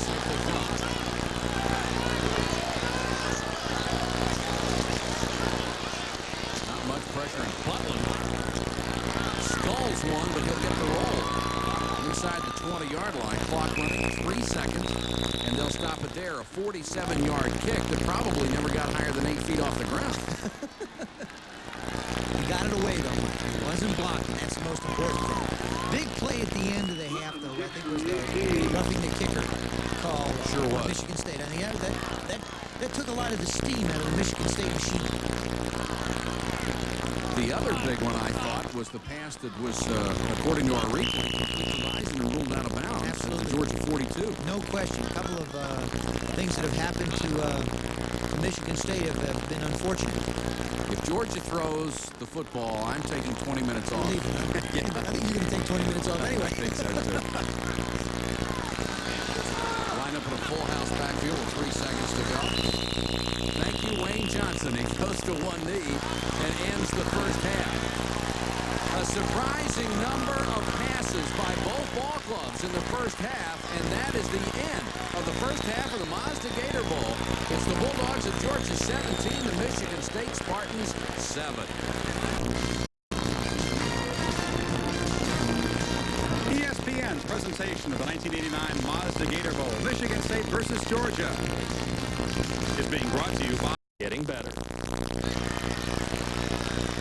Ready to start the third quarter. Georgia leading Michigan State 17-7 in the Mazda Gator Bowl, the 44th renewal of this classic from Jacksonville, Florida. We have 76,236 fans here tonight. A great football city, and we have been delighted with our stay down here this week. Hampton and Worley are deep to receive, two of the most dangerous return men in the country. Worley from the 11. Couldn't get outside, dropped at the 15. Great coverage by John Keichel. Back up free safety. First half statistics, and they are amazing. Look at the passing yardage, especially for Georgia. 165 yards. First half, they average 131 yards a game, Joe. I know the amazing thing, though, Mike, is 35 yards rushing for Georgia. You expect Michigan State to be about even, but not the balance or the unbalance that you have with Georgia. Screen to Thomas. Got to the 19-yard line. Quick flanker screen to John Thomas. Derek Reed made the tackle. Here's what Georgia did with the ball in the first half. First 2 times they had the ball, couldn't move it very far, had to punt. Then came the scoring blitz, a 7-yard drive for a touchdown, a 7-yard drive that resulted in the field goal. Then a 5-play drive that went for a touchdown. They had to punt, and then the half ended with Georgia in possession. Said a 7-yard drive. It was obviously a 7-play drive. Second and 6. We'll get a 7-yard drive out of these guys. Not too many. Put the ball in the air. Worley took a big hit from the right corner. Benson Donaldson. What Michigan State is doing is they're really getting their corners involved and their safeties. We've seen John Miller come up with number 44, the strong safety, make a hit. That time, Benson Donaldson came up and got down on Worley again. And watch from the right side of your screen, you're going to see number 25 come out and just get right in Worley's face. Michigan State's done an excellent job on Tim Worley containing him. 9 carries, 20 yards for Worley. Throughout the year, he averaged over 110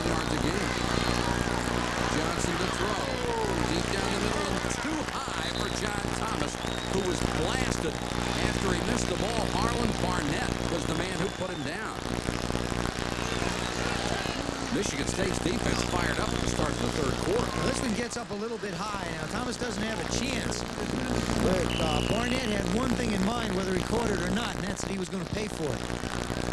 Hester comes on to punt on 4th and 4. Coaches preach the first drive of each half. First drive of the game, first drive of the second half, very important. Michigan State's defense does its job stopping Georgia.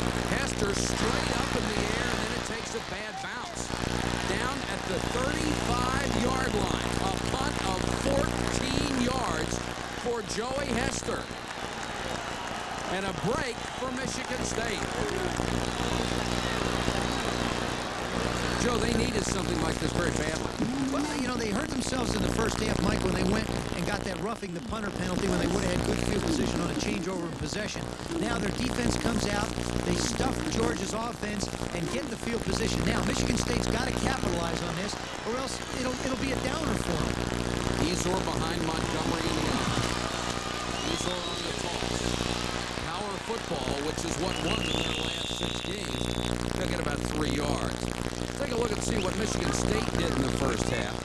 And the first 5 times they had the football, they had to punt it away. One of those drives in there, however, was 12 plays. Very well executed. Then came a 10-play drive for the touchdown. The last time they had the ball, they had to punt it away. And featured in that 10-play drive was quite a bit of passing and a big catch by Andre Rison. Second down, 8 yards to go.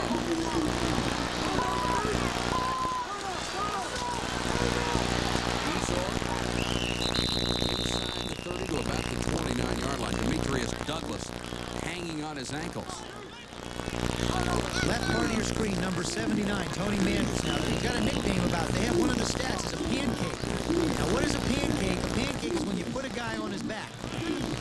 That's sort of like a seated pancake. That was Wycliffe Lovelace who got into the stat column. It's like, take a seat. I pancake. You know, Georgia hasn't allowed a touchdown all year when the opponents have started in their territory. It's amazing. But you didn't know. I didn't. That's it. 3rd and 4. It's a new year. Got to give you all the statistics. And McAllister just beat the clock, which would have cost him 5 yards with a delay of game. But he spends a timeout with 12:06 to go, third quarter. Back in a moment.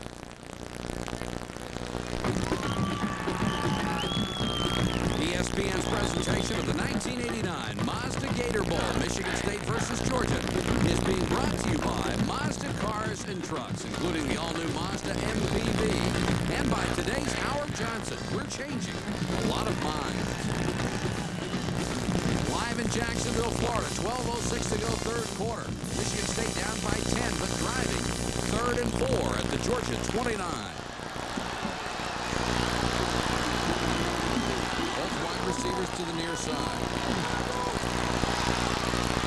Instead they give to Ezor, and he dives to the 25, which is where he had to go for the first down. And that's the key for Michigan State, Mike, is to get him the football as quick as you can, as deep as you can, and let him run straight downhill at that little crease. He doesn't need a big one. He's only 5'10", 180 pounds. Here's a guy who is a running back with a linebacker mentality. He runs. There's a little crease right there. Not a lot of room. He doesn't try and avoid anybody. He just puts his head down and goes and hits people.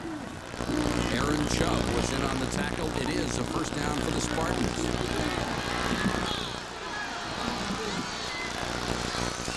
Ezor again. Maybe a yard this time. Stacked up in a hurry.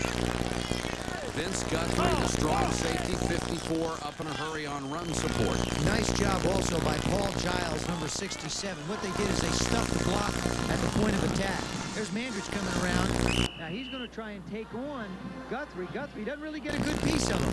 Guthrie just sidesteps him, which makes sense. Get out of the way of the train. I mean, he's no dummy. He's not going to take it. He's giving away 100 pounds. Why stand there and get abused? But he's even learning how to tie his jersey tight so nobody can hold him. 6'6", 315. Consensus All-American. McAllister in trouble. And they've got him, Demetrius Douglas, with a sack at the 37. McAllister wanted Bernard Wilson on a quick pattern, but he was covered and he had to run. He wants him quick out to the left. Watch this block. Look at that. There's Guthrie up about 4 miles, and Ezor has to bring him down. Now he's waving up the field. again, I have to really bring up the point that when you're not used to throwing the football, you don't make good decisions with it in your hands. That time he could have thrown it away because his team was really in field goal range. Now he took them out. It's 3rd and 21. McAllister throws underneath. It's incomplete. Short of Bernard Wilson. Trying to get some yardage back so they might have been back in field goal range. And we'll see what Michigan State decides to do. This is a tough call for the coach. I mean, you know, you're talking about a 52-yard field goal, and they're going to try it, which is good. What the heck? Why not? Langlow is out there, so is Butler, the punter. And Langlow has the tee with him, so Butler will not punt. Langlow will go for the field goal. His long this year is 50 yards. This will be from 53. Yeah, but he is 2 for 1 from outside of 50. And an extremely accurate kick. It's short. Dead on line, but about 10 yards short. So Michigan State, after the break that Georgia gave them with a short punt, can't convert, and it's still a 10-point game. The Goodyear Blimp overhead in Jacksonville, Florida. The Enterprise out of Pompano Beach. Short trip up the coast. Mike, it's in Michigan State took that ball over on the 35-yard line. They actually lost a yard on that entire drive. So, you know, we said we wouldn't see a drive less than 7 yards. We just did. A lot of people will question the fact that they didn't punt, going for a 53-yard field goal. I question it. I mean, now you're only letting them go 65 yards instead of at worst 80. Hampton in a tailback. Johnson wants to throw. Now he'll run. 4 Michigan State players converge on him at the 43-yard line. Travis Davis chased him down. Percy Snow was also in on the tackle. There's a name we haven't called very much, and when you're in that 4-3 defense that Michigan State plays, the middle linebacker has got to be very active. They haven't run that much. That's true. I mean, Percy practices all year against the run, and here he is in pass coverage. 2nd and 3.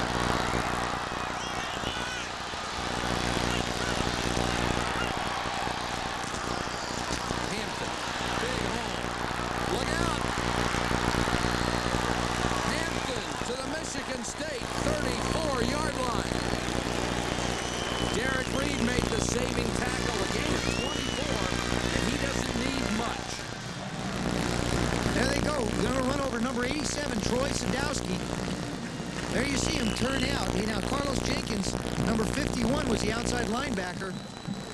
And boy, watch Rodney Hampton. He's just trying to hurdle everybody. That's an excellent job by Derek Reed, playing off the blocker and making the tackle. First down, Georgia. Fake to the short side. Johnson back the other way. Complete, just overthrown from Marshall. The fake really made everybody fight, and Marshall was open. That's what happens when you get great running backs. Now, he just gets this thing up, and he is open. Look, you see in the right part of your screen, did you see Johnson back up to try and pull it back, trying to pull that string back just a little bit? There's a Dooley dance. Look at him. You know, he needs a lot more sideline.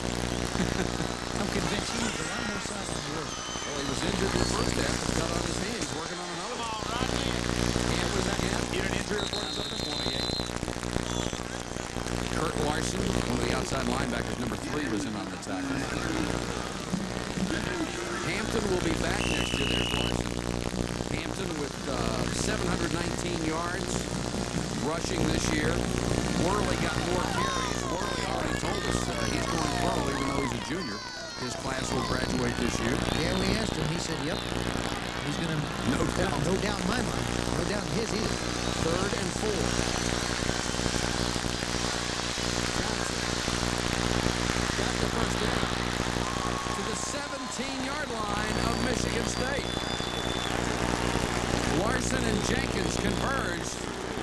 But Wayne Johnson, who did it with his arm in the first half, is doing it with his legs in the second. I am really impressed with Wayne Johnson's field presence. He knows what he needs. He sets, never hesitates at all. Tucks the ball away. way and knows exactly where he has to go, and then he still tries to dance and pick up a few more yards. Georgia already up by 10, bidding for more.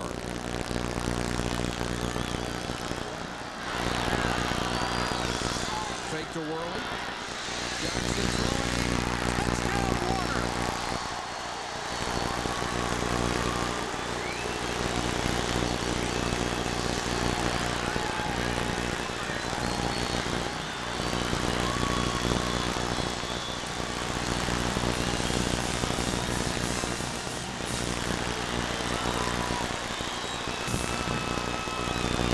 Well, they may not erase your memory of the old San Diego Chargers, but they're looking. They're throwing to everybody.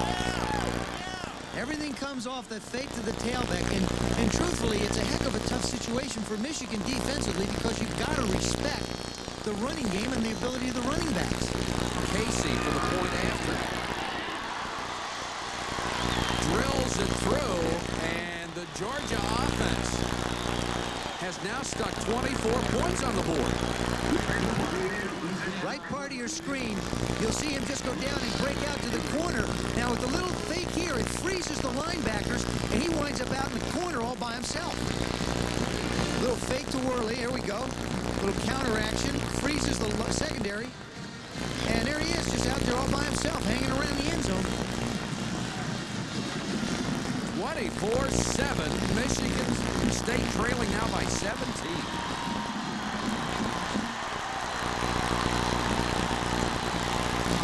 Vince is learning to love the passing game in his last show. Yeah, I know. Everybody's sitting around 25 years, 24 years and 10 games.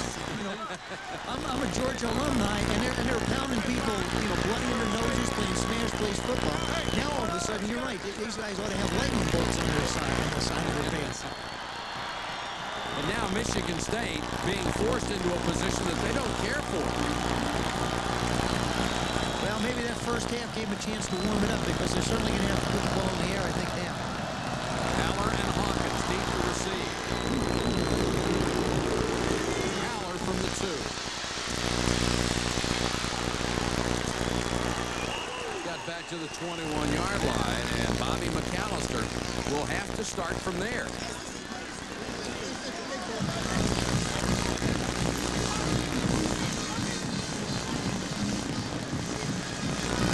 What Michigan State's going to have to do, Mike, is they're going to have to get Willie Boyer, number 17, involved in the passing game a little bit. He's the other flanker. He's the other wide receiver besides Rison. And just take a little bit of the heat off of Andre Rison. Get somebody else involved in the passing game. Boyer only has 6 catches the entire season. And McAllister has only thrown for 86 yards in this entire game. And now it looks like they may have to go to the air as Ezor gets the carry there. There's Wayne Johnson, career highs, touchdowns, and yards. He's over there telling Vince Dooley, I told you so. See, they're doing an interview. This is a guy who's ready for possession football. You know, he's midway through the third quarter. He's already doing the taped interview. Well, you know what? I put a little more touch on it than I had to, but I'll get it back next time. 2nd and 7. He's on the draw. He got the first down, forced out of bounds. Just across the 35 by Chuck Carswell.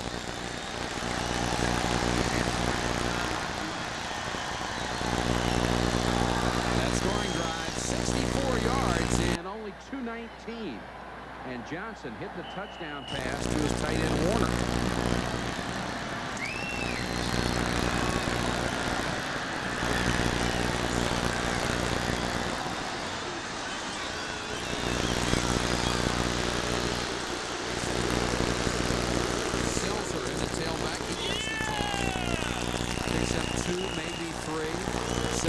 Freshman out of Farmington Hills. Let's go to the sideline. Chris Fowler.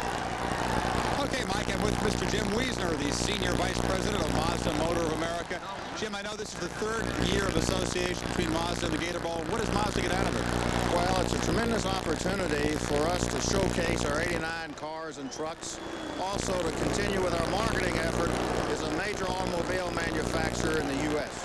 Okay, thanks very much for those 89 courtesy cars. We appreciate it. Fellas?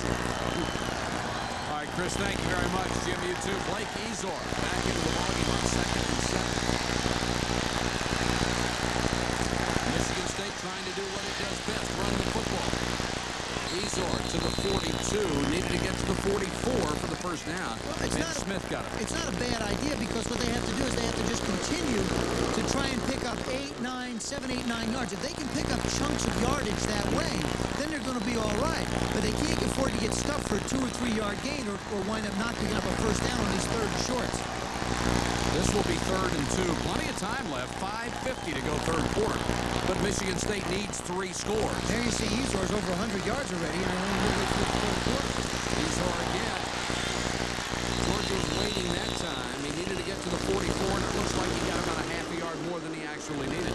And Michigan State's going to have to go for it, I believe, on 4th down. No matter if it's a little bit shorter, he does make it. They're forced into a situation they can't afford to give Georgia back the football. Yeah, he made it. Yep, he made it. The official who came from the far side marked it halfway between the 44 and the 45, and they have marked it back closer to the 44, so they'll measure. He makes this by 3 laces. All right. 3 laces. MIS check. They're doing the wave here in the Gator Bowl, which I guess is appropriate since the beach is about 15 minutes away. Yeah. And it is a first down. Was that 3 laces? 3 laces. The 3 on top. Yeah, it is. This is a great city, Jacksonville. Everybody associated with the Gator Bowl and Mazda has been absolutely terrific. They're putting a heck of a show for these football teams. Talking to both coaches and both ball clubs, they've loved being here. 1st and 10, Michigan State from the 44. Ezor again, cuts it back. Stayed on his feet. Guthrie came in to finish him off, but the first guy to hit him was Morris Lewis, 57. I think the reason why Michigan State is doing this now is they want to bring Georgia back up closer to the line of scrimmage. Georgia has set back a little bit more. And now what you see is you see number 79 Mandrich go out and take on the defensive line. Just run him as far down the field as you can. Look at how he stays on the block. You know, here's a guy who's going to have to learn how to pass block as a pro because he never had to do it much in college, but he has all the tools to be great. 2nd and 10, looks like McAllister changing the play at the line. Seltzer on the toss, trying to go outside. Beasley cut him down at the 45. The senior out of Livonia, Georgia. Michigan State has run 7 plays on this drive. They have not thrown the football.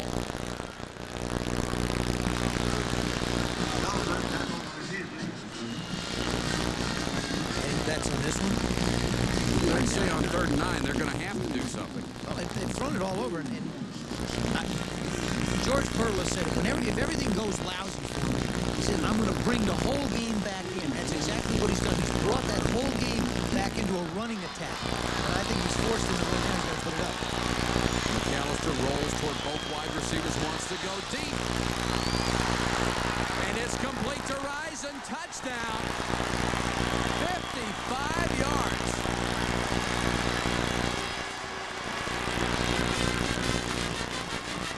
Hard to believe he can get that wide open against that deep Georgia zone. He just has that great ability. Now everybody's dancing. You know, you got one quarterback on the sideline doing an interview. Now these come out and dance. Here he just flat runs a little out move. The safety Beasley never gets over for the inside support. He beat a pretty darn good corner too in Ben Smith. I tell you, that's a blue chip. You talk about blue chip football players. That is a blue chipper. Rison, 125 yards on 5 catches. All the other Michigan State receivers combined, 3 catches for 16 yards. Langlow for the point after. Snap hooked it. And instead of a 10-point margin, a touchdown and a field goal, now you got a field goal, a touchdown, and a 2-point conversion to tie. 3:55 to go. We'll be right back.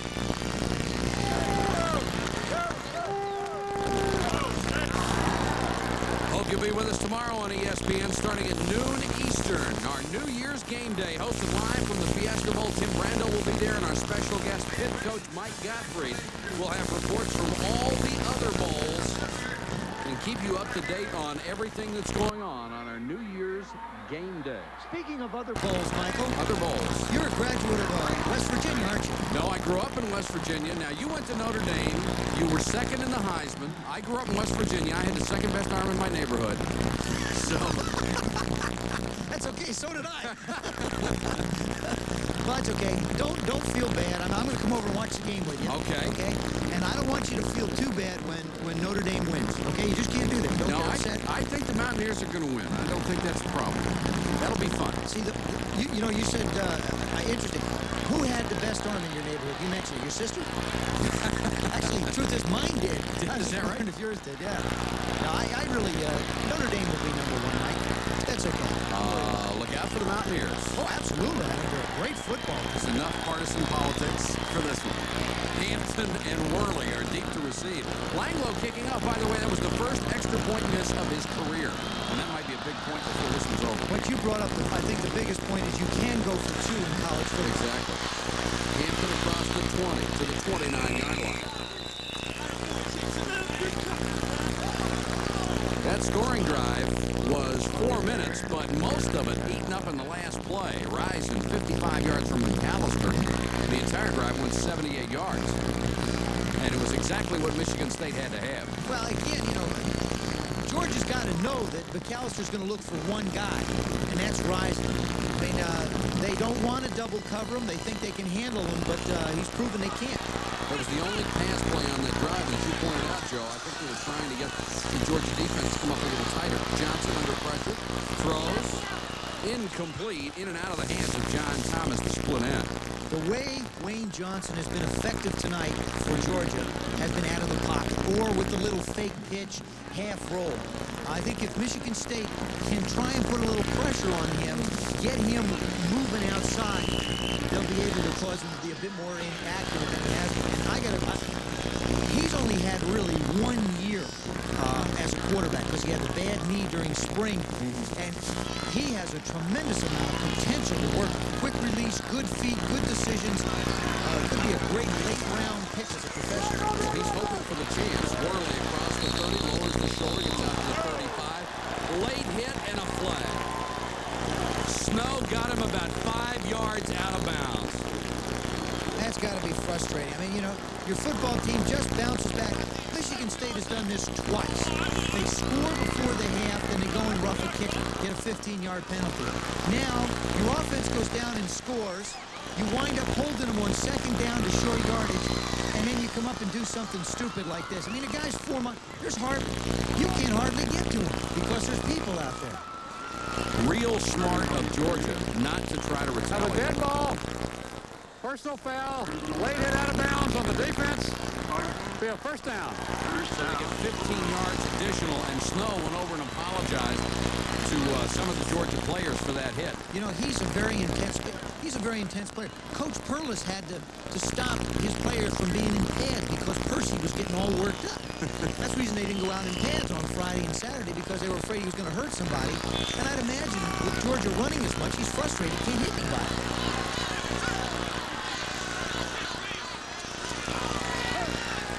Johnson on another pass play, comes back to Worley on the screen. Worley pulls his way to the 20-yard line. Donaldson and Barnett had to make the tackle, a gain of 30. Wayne Johnson again draws Davis to him. Now, Michigan State almost had that defense, but Worley again in the open field. Larson takes on 2 blockers. He does his job, but there's nobody out there to help out. Donaldson finally gets up off his feet 25 or 30 yards later to make the tackle. If we had told you at the start of the game that Tim Worley would have 10 carries for 25 yards and you were a Georgia fan, I think you believe you'd be down by about 30 points. That hasn't been the case. Wayne Johnson having a career night, intended for Thomas, incomplete. Derek Reed was behind him in coverage. 2 things. We talked with Wayne Johnson yesterday. We asked him what he felt like was his strengths. It's interesting to talk to an individual and see what they do well. Here's a young man that said, number 1, I throw well out of the pocket. I'm a drop-back passer.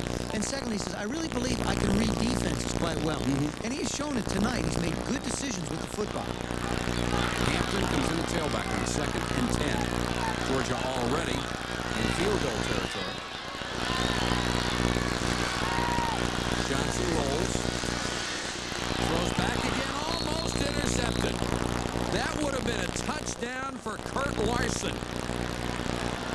Well, he's gone a long way.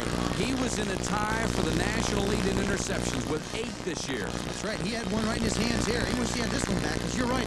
You'll see in front of him, there's nothing but green grass. Now they're trying to go to Sadowski. That was a little bit tougher catch than it looked in the beginning because it looked like it got by him. But a big play, forcing a 3rd down now.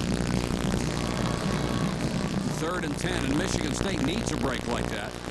Well, you know, I would be concerned with the running backs catching the ball, to be honest with you. I mean, they haven't thrown much to the wide receivers. It's passes to Worley and Hamilton to hurt everybody. Flag is down and stop the play. That's some movement. Looked like Russell DeFore, number 67, got an early start.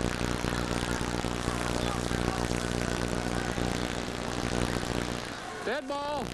Full start on the offense. 3rd down, 15. So it cost him 5, and there is DeFore, who was playing in guard tonight. Now you remember, Georgia had the ball down on the 1 early in the first half, wound up taking a penalty, having to kick a field goal. So they've hurt themselves a little bit as well. DeFore, a redshirt freshman, backup left tackle, comes in to play right guard because Lamont Tellis was hurt.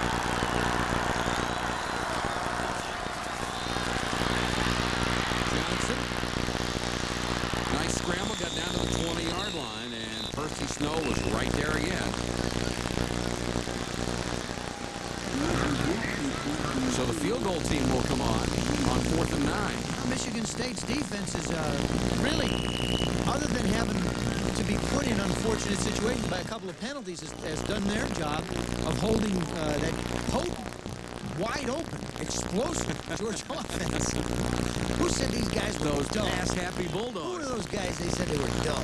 Steve Crumley will try the field goal. They'll spot it at the 27 to 37-yard attempt. Straight on and perfect. Crumley, one of a dying breed of straight-on kickers. And it's 27-13, back to a 2-touchdown ball game. Coming up January 15th, that's a Sunday, the College Football All-Star Game live from Yokohama, Japan. 10 o'clock Eastern, and Troy Aikman and Tony Mandrich, who's playing here, just a couple of the stars scheduled to play in that ball game.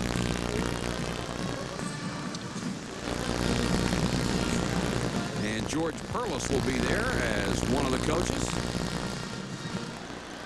Just one of the perks of having an outstanding year, and George Perlis has had a couple of those back-to-back. In the last 2 years, his teams in the Big Ten, 13-1-2. There's a man who loves, he wouldn't be at any other school than Michigan State. He's already got his retirement plan. Isn't that funny? Hey, you do it. You jump. He's already got his parking place picked out. He's already got it reserved. He's going to go out there with a camper, 9 o'clock in the morning, and start tailgating when he retires. For all the Michigan State people that are watching, George Perlis will be parked in the first space in Lot A, right in front of the tunnel when he leaves Bucks. And he's one of those guys, he just loves his school. Loves to talk about Duffy Garvey. And they'll bring this one out. Courtney Hawkins dancing his way to the 20 and no further. So with 2:09 to go third quarter, Michigan State has the ball back down by 14.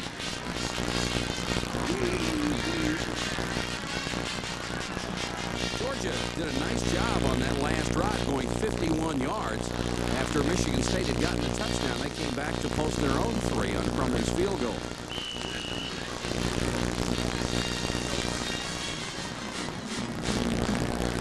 Keep an eye on Risen. He has been and will be McAllister's primary target. 3 wide receivers into the ballgame right now, and they get it easily. Could get maybe a yard, no more. And a little more pushing and shoving going on here in the second half. Well, Michigan State continuing. You know, they're going to run on first down. It looks like try and get Georgia's defense brought in. They put the 3 wide receivers out to try and spread Georgia's defense out, figuring that their offensive line can handle it. But what's happening is Georgia's defense is getting around Michigan State. They're really not winning the line of scrimmage like I think they thought they could. Ezor again. Got maybe a yard. The numbers on him, 24 carries, 106 yards. Really, it's been a quiet 106 yards. It has. Nothing spectacular, of course, because Michigan State's put the ball in the air. But a guy who has really done an outstanding job is Vince Guthrie, number 54. He's been around the football a lot. He's been in Ezor's pocket a lot. I wouldn't be surprised if that little nick on Ezor's chin has got a little double D stitch in it. Guthrie showed a lot of courage. They asked him to switch from linebacker to strong safety, not an normal position for him. He thought it was better for the team and did it. He gets a lot of credit for it. Yes, he did. McAllister on the scramble gets out of bounds at the 31-yard line.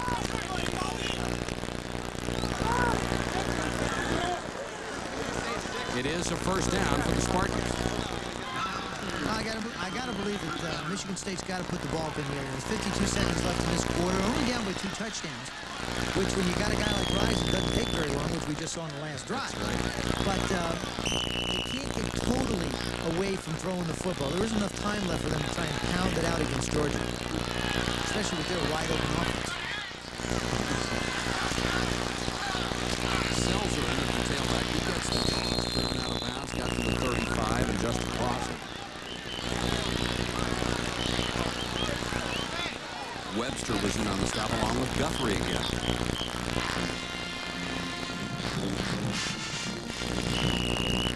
George Perlis loves to run at his sidelines. He says, if I've given the opportunity to, I'll run at my sideline. Just don't want to work the officials.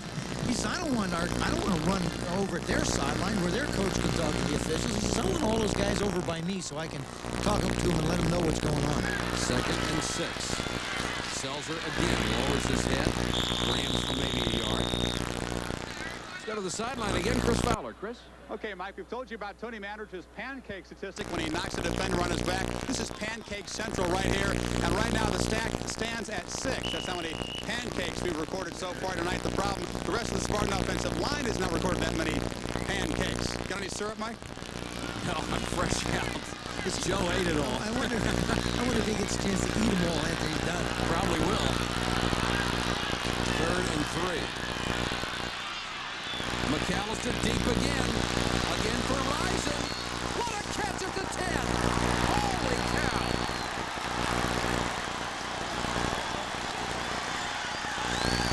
A 2-yard gain. Beasley couldn't get his feet set to make the play. I just can't seem to make the point enough. Georgia's got to know that there's only one place that McAllister's going to throw. This ball is underthrown and it's behind Rison. Now what? He'll turn to the outside, off balance, make the catch, and get it into his body for the reception. This is just another outstanding catch. This is like that catch that Henderson made for Georgia in the first quarter. Look at that reception. 52 yards on that one. He had a 55-yard touchdown catch earlier and has 177 yards on the night. That's the end of the 3rd quarter. Our score, 27-13 Georgia. Ready to start the 4th quarter of the Mazda Gator Bowl in Jacksonville, Florida. Georgia up by 2 touchdowns to Michigan State. 1st and 10 at the Bulldog 10-yard line.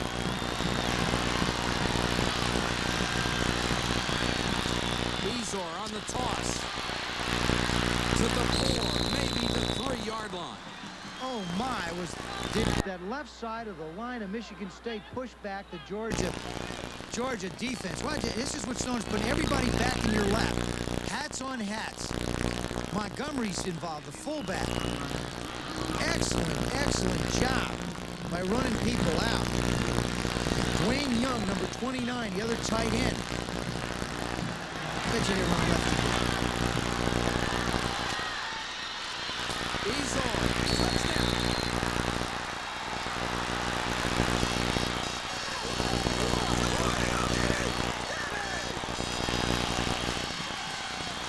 You saw George Perlis saying go for 1 point.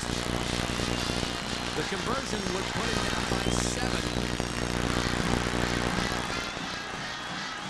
Look at the left side. Now, we talk Nizor is running up and down the field, north and south. And all he's doing is trying to avoid the feet of his offensive lineman. That was Kevin Robbins, number 71, who helped create the hole. Langloh is on for the point after. The last touchdown, he missed the first PAT of his career. I looked up to find the goalpost. There they are. Okay. He's got his sights set. Got that one. And with 14:24 to go in the game, Michigan State has pulled within a touchdown in the 44th annual Mazda Gator Bowl. ESPN's presentation of the 1989 Mazda Gator Bowl, Michigan State versus Georgia, is being brought to you by Mazda Cars and Trucks, including the all-new Mazda MPV. And by Bud Light. Everything else is just alike.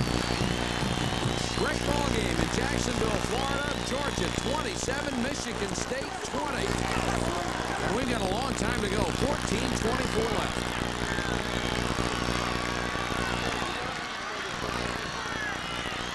Well, who thought we would see this many points out of these two run-oriented ball? That's right. Welcome to Air Georgia. Look at that. Johnson, you talk about the job Wayne Johnson's done at quarterback. He was 5 for 9 in the first quarter for 66 yards, 6 for 9 in the second quarter for 99. Now he's 3 for 8 in the third quarter for 53 yards. Now, if my math is correct, that's over 200 yards. It certainly is. They may have started something. Maybe Don Coryell will be on the candidate list for the new head coach at Georgia. 218 yards total for Johnson. Hampton. Fly got out to the 28-29-yard line.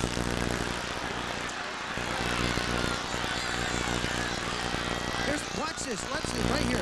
Number 63, Teddy, is going to take it out. Andrew's going to turn out. Number 71, Robbins, going to come around and clean up. Nizor is just going to head right into that big old hole for a TD. This is an excellent job. This is what Michigan State wants to do. There you see the guard pull out, make the turn. That's Kula. And Robbins just really has nobody to block as Nizor just goes bouncing in the end zone. First and 10, Georgia at their own 29. Fake to Hampton. Johnson to throw again. Got away. Jump pass complete. Warner still on his feet. Do you believe this? Wayne Johnson is having a career tonight. That was a double jump pass. First time you jump out of the way of the defensive guy. Watch it. Here's the first jump. This is a double jump. This isn't just a jump pass. Here's one jump. That's actually a hop. That goes down as a hop. Now here's the jump pass. Look at this. Oh, what an athlete. Jiminy cricket. He has really put on a show. That's the hop jump. He missed the skip. Well, I'm sure a lot of the Georgia fans have never seen that. Of course, they've never seen the ball in the air this much. They're probably getting air sick. We have to start issuing air sickness bags to the Georgia fans now when they go to the games. Into the Michigan State defense. Boy, isn't that the truth? Measuring for the first down, and it is short. So it would be second and inches.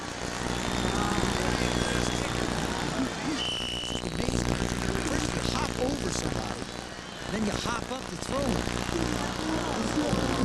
Like one of those old bubble.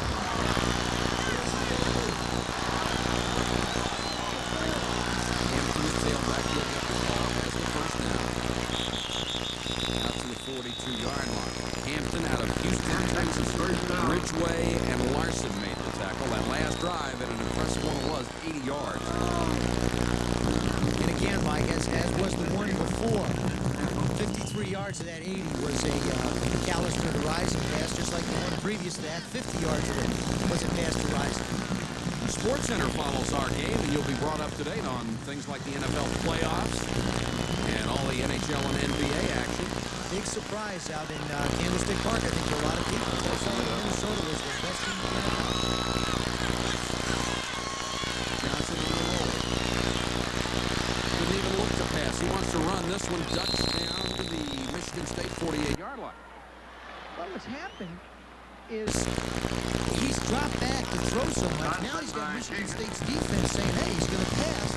And they fall back. We saw just the opposite of that when Michigan State pounded the ball to open up their passing game. Michigan State, remember, the number one defensive unit in the Big Ten, giving up less than 300 yards a game. And Wayne Johnson has almost that much passing tonight. see the numbers on Johnson. Total offense, 265 yards. Now Stevens the man in motion. Slices to the 36. Jenkins made the tackle. Todd Wheeler, number 63, is the center. He's at 257. You see him right in the middle of your screen. Now, you see how the two defensive linemen are cocked? That's Davis, number 75, and Ridgway, number 55. Now, that's just the old twist where Ridgway is supposed to tie the center up and Davis is supposed to come around. They just took themselves out of the play, and Hampton went right up the gut. Hampton now has 52 yards rushing.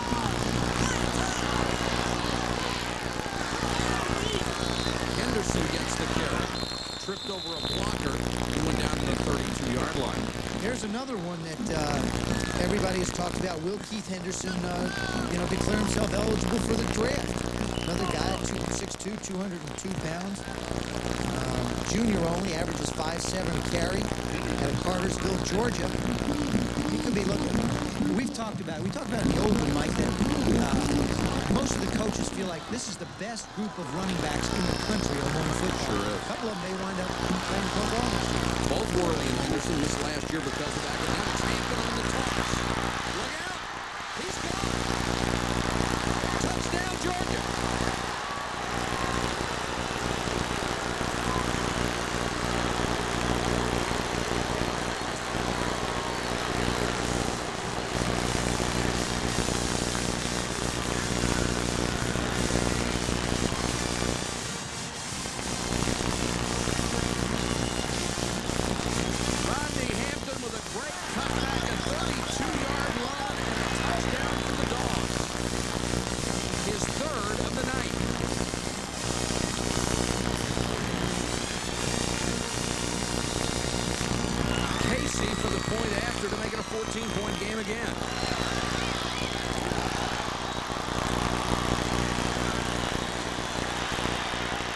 Just a great cut by a great runner. Well, it really is, Johnson goes down. He's running the option. Now he just gets rid of it real quick. The linebacker. Now watch this right here. He just doesn't even break stride when he gets hit. It's like he just got touched. And he points back to John Miller and he says, hey, look, don't worry about it. I'm in the end zone. Don't even bother trying. I'm home. There's the guy I got to believe that this guy has got the best moves tonight. None of the running backs. That must be where all the Georgia running backs have learned their moves from Coach Dooley. Vince is over 100 yards himself. 11:58 to go in the game. It's Georgia 34, Michigan State 20.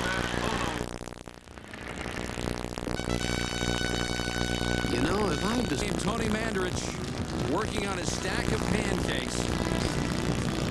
One of the great offensive linemen in all of football, and he's done the job, especially in the second half. Well, you know what he does? You're right. And you know what he does is he gets such great lift. He gets that bottom down, and he rises up and gets his hands out in front of him. Now, this guy here is just unbelievable, Hampton. I mean, there's Wayne Johnson doing his thing. But there you see him catch the ball on the sidelines. Now, what he does is he just has a great ability to make that first guy miss. This is a classic run. Right here, he's going to get hit right square on the thigh pad. He takes a shot right on the thigh pad from Harlan Barnett and never breaks stride. Now he points up and says, hey, John Miller, don't bother. This is the 28th time in Georgia's glory football history they've gone to a bowl game, and Hampton is the first player ever to score 3 touchdowns in a bowl game for the Bulldogs, and he's done it tonight. And Vince Dooley with a leg up for number 201. 11:58 to go in the game. He's up by 14. Courtney Hawkins and Blake Esor back to return the punt. Hawkins a couple of yards deep. Trying to get outside. No place to go. Driven out of bounds shy of the 20-yard line. And once again, McAllister is faced with moving his team up and down the field, and time is becoming a factor. Here's that Georgia drive, 71 yards and only 2:26. And Hampton with that classic run got the last 32. Be a junior next year. Look at the total offense, 155 yards. I think he's a great player. It really is. I mean, it's absolutely, the thing is he's got at least a couple more years left. Exactly. That's scary. It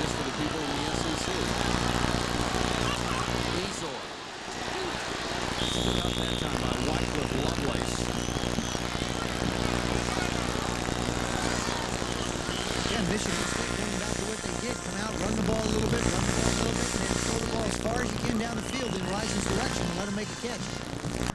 He's had 2 big ones tonight. George Perlis knows he needs 7 points in a hurry to make it a 7-point game and give his club a chance. 2nd and 7. Movement and a flag.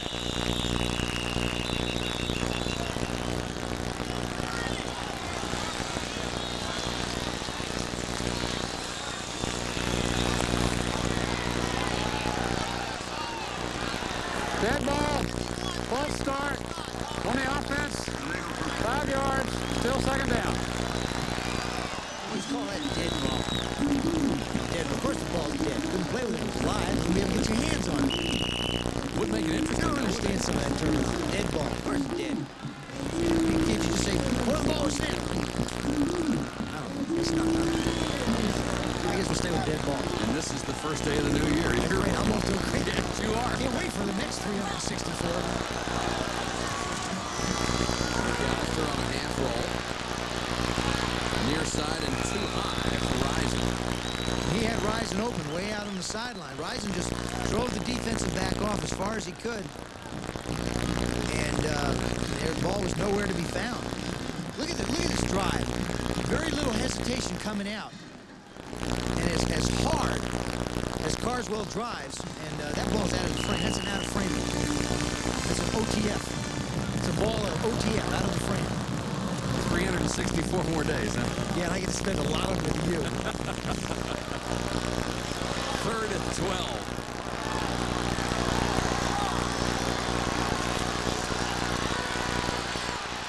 McAllister in trouble. Got away. Throws complete. It's a 1st down. Rising came back and got it at the 31. Ben Smith was with him, but a good play by McAllister just to get rid of it. You know, it's just like watching a basketball game and knowing that Michael Jordan is in it. You know he's going to catch the ball. You know he's going to get the ball. And here he is again. Now he scrambles around. He's being covered by different people. This is Ben Smith. We've talked about Ben Smith's ability to cover. But look at how he comes back from the ball, cradles it, and has such great presence. That's as fine a look. I don't in any league of football. That's as fine a looking receiver as I've seen in a while. He is outstanding. Says he's playing this game for his mother. She sacrificed so much for him when he was a kid. Go to the fullback Montgomery, and Montgomery lost the ball. And Michigan State got it back. Good hustle downfield by Vince Tate, the right guard. That is great hustle. When you get an offensive lineman all the way downfield. Now, Montgomery is not down. The ball just gets knocked loose. Now, from the right part of your screen, look at that. Just a little bit of muscle. Tatum just comes in and scoops it up. 6'2", 266, a senior out of Linden, Michigan. 2nd and 5. Clock ticking away, 9:40 left in the game. Ezor on the delay. He's quick. Up to the 43-yard line, knocked out of bounds, another 1st down. Carswell put him out of bounds. This is a designed play, Mike. This is not something where Ezor is just going to run where he thinks he sees something. What they try and do is they'll start the ball to the right. Number 79, Mandrich on the left part of your screen. They want to run to him, even though the action of the ball goes away. Now they come back. He just reads Mandrich's block. Mandrich is standing there like a big wall, and he just figures he can turn and head out of bounds. Does a good job of stopping the clock as well.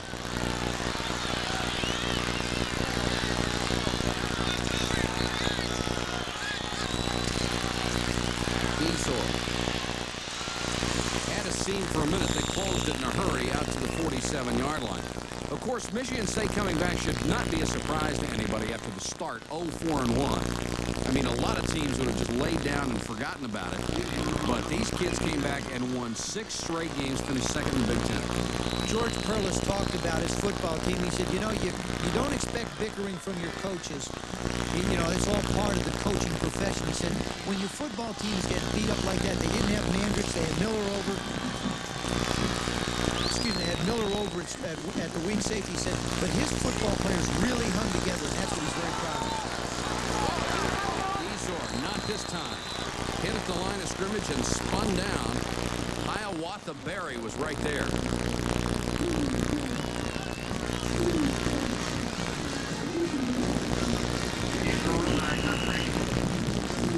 This brings up a 3rd and 5.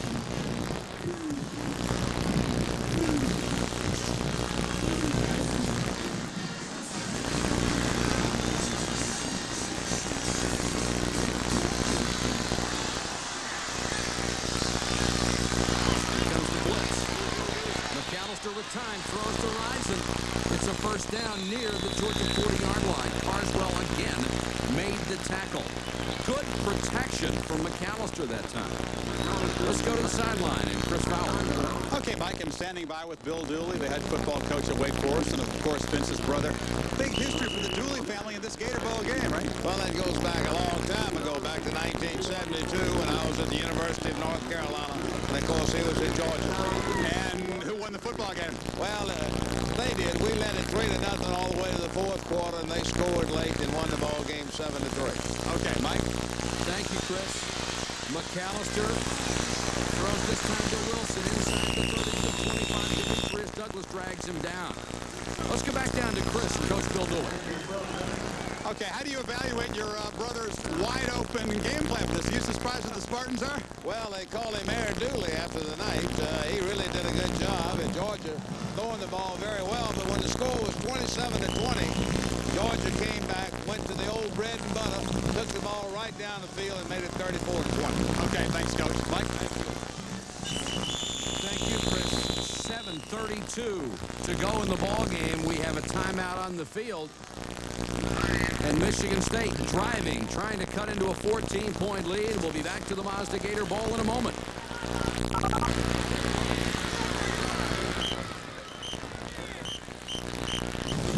The Goodyear Blimp Enterprise out of Pompano Beach, Florida, over the Gator Bowl for the Mazda Gator Bowl game that has Georgia on top by 2 touchdowns with 7:32 to go in the game. But Michigan State has it at the Georgia 25. And Andre Rison has just broken the Gator Bowl record with 202 yards receiving on 8 catches. What a performance. Average of 25 yards, which is a little bit above his normal average of 23.6.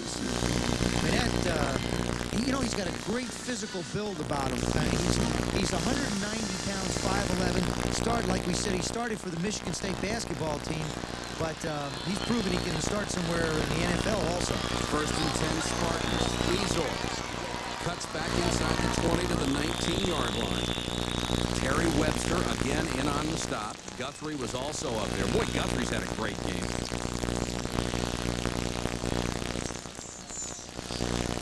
96 years of football. He lost just 2 games when scoring 28 points or more. Whew. I guess you'd call that history, huh?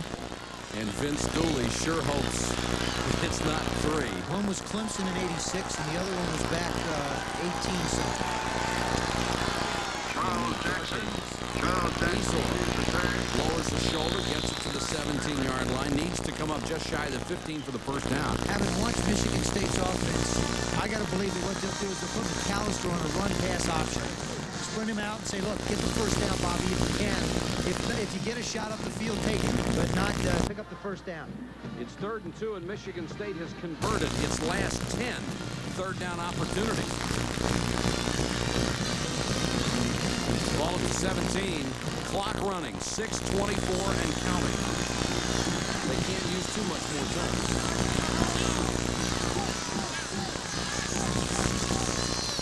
Ezor. First down to the 13-yard line. Remember, Michigan State took a timeout earlier in this half, so they only have 2 left, and that may be a factor before this goes. Well, they've got to get in the end zone. I mean, they've got to get in and out of the huddle a little bit quicker than they're doing.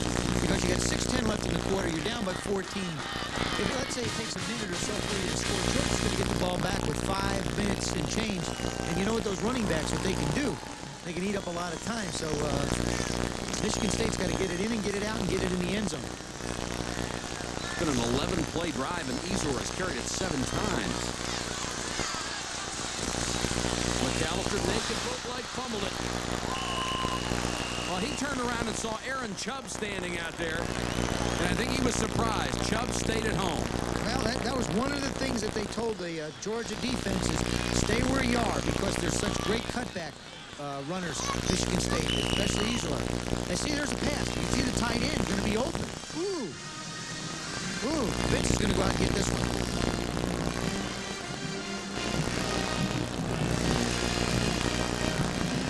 Boy, could you do a great film of the Vince Dooley dances. Second and 20. That's a big, big play. Flag is down. McAllister's got all the room in the world on the right side if he can get there. Floats it for his tight end, complete to Gasevich. And now we'll check the penalty. Rich Gasevich, who only had 7 catches all year long, got that one. But it will come back.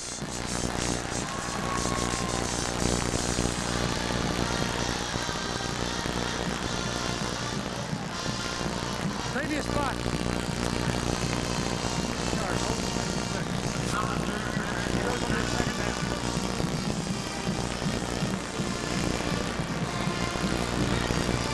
Holding on the offense. 10-yard penalty. Still second down. Now it's second and a mile. Well, I think the good thing about it is it's a mile. And the better thing about it is it's second down, which is much better. I'll go for the second down part. So I slipped.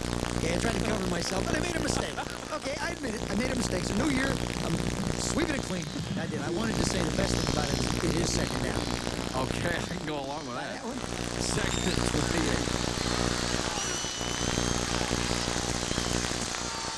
Comes the blitz. McAllister in trouble. Sacked at the 50, Richard Tarditz. Came into the game with a school record 29 career sacks. Here's a kid who wants to play Australian rules football next year. And he's had a pretty good start on it right now with American football.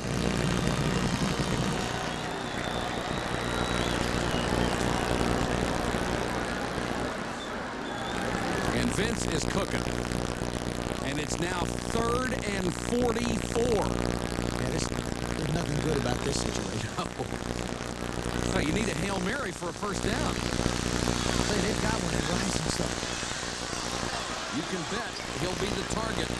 McAllister unloads deep, Rising sandwich between 2. He caught it. Touchdown. Holy cow.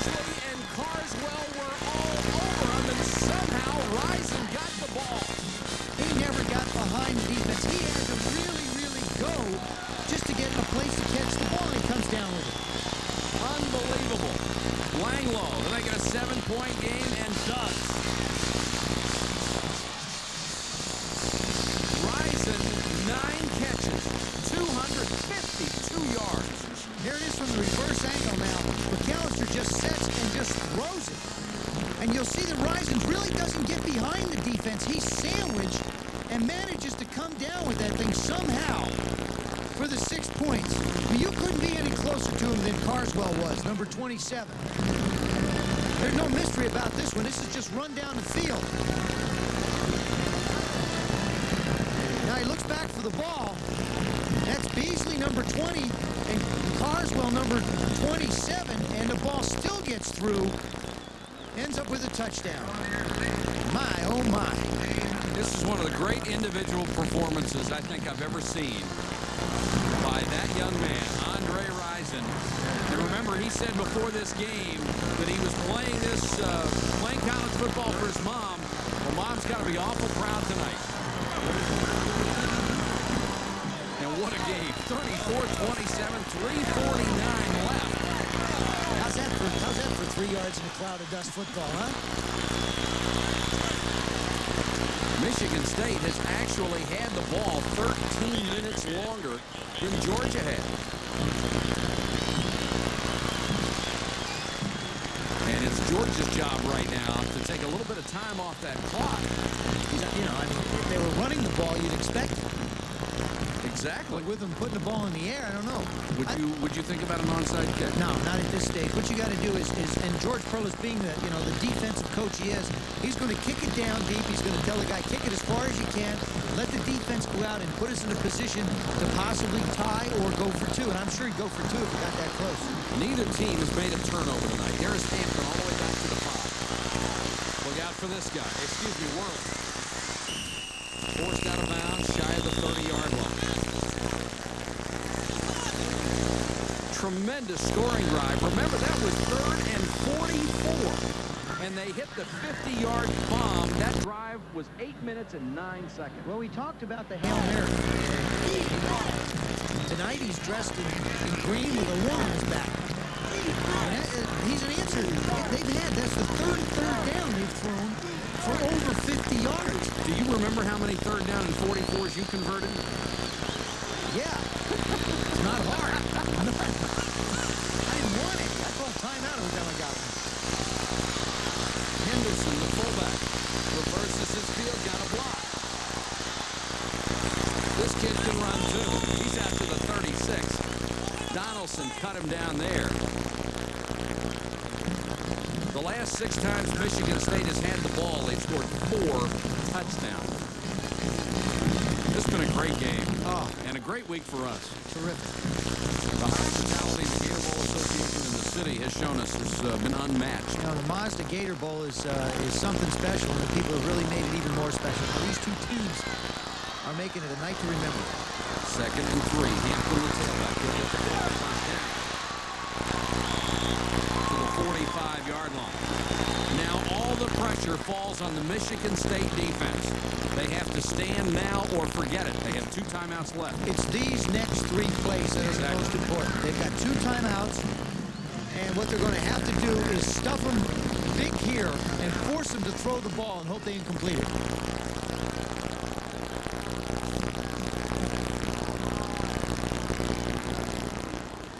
Clock running, 2:43 left. 34-27. Georgia over Michigan State in what was billed as a low-scoring defensive game. So much for Billy. Johnson will keep it on the ground. Got maybe 1. Good hustle by Travis Davis, 75. And the ever-present Percy Snow, the middle linebacker. He's finally getting a chance to hit somebody. You got to feel pretty good about it. Now they run the ball a little bit. Time ticking away on Michigan State. Of course, there is no 2-minute warning, so the clock will continue to run. The play clock is down to 13 seconds, and Georgia will use all of it they can. Again, another good job by Wayne Johnson, the Georgia quarterback, of being aware of what he has to do to protect the lead. Hampton. Broke 2 tackles. 45 forced out of bounds at the 43 by Donaldson. Great run by Hampton in a tough spot. He's now over the 100-yard mark.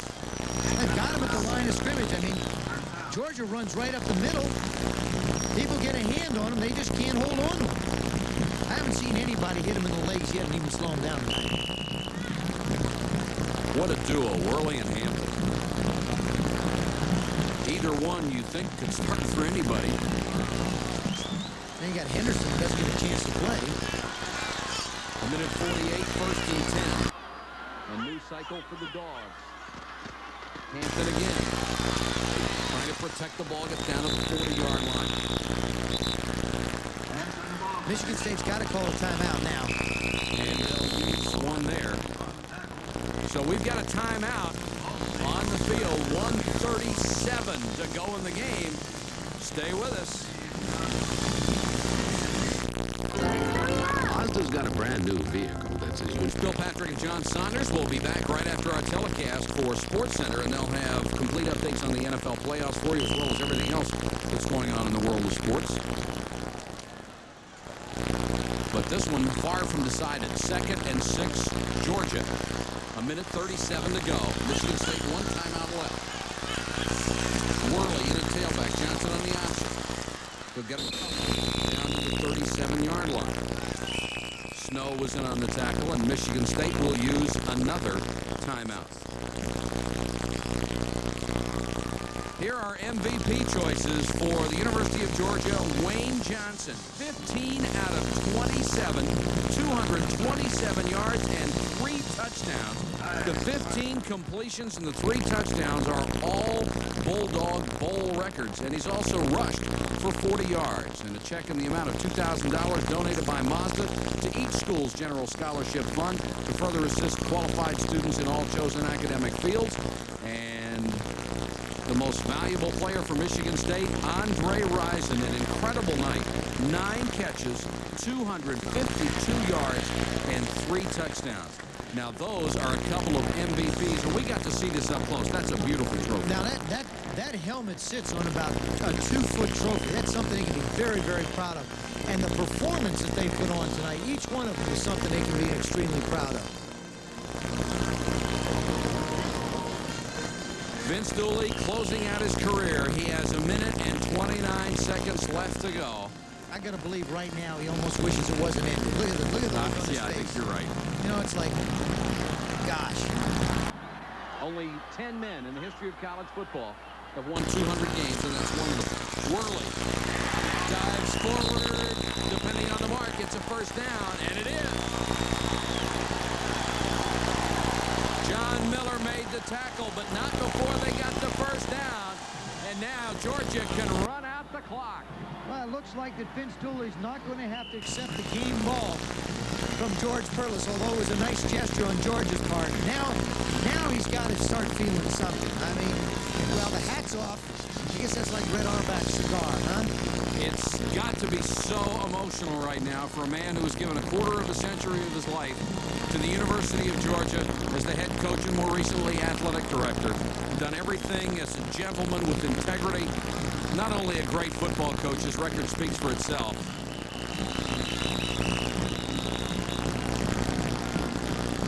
And now Georgia just works on the clock.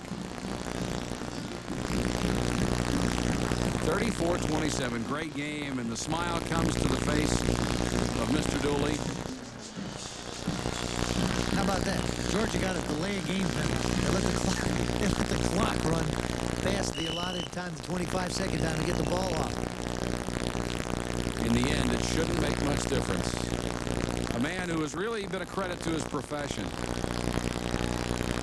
I think he gets the Fred Astaire Award as far as I'm concerned. There isn't a better dancer in college coaching. Some of those bronze tap shoes going away yet. Fabulous.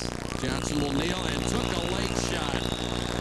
And that Ridgeway hit him, and I can't believe there's not a penalty flag down on that. Johnson kneeled, Ridgeway just came in with a cheap shot, and that's not the way you want to end it. No, and I'll guarantee you, George Perlis is going to get a hold of him, too, and explain something to him. That ain't the way you do it with class. And how the official did not throw a flag immediately, I don't understand. There's one down now, but that's for fighting after. Johnson just came back and kneeled and was drilled.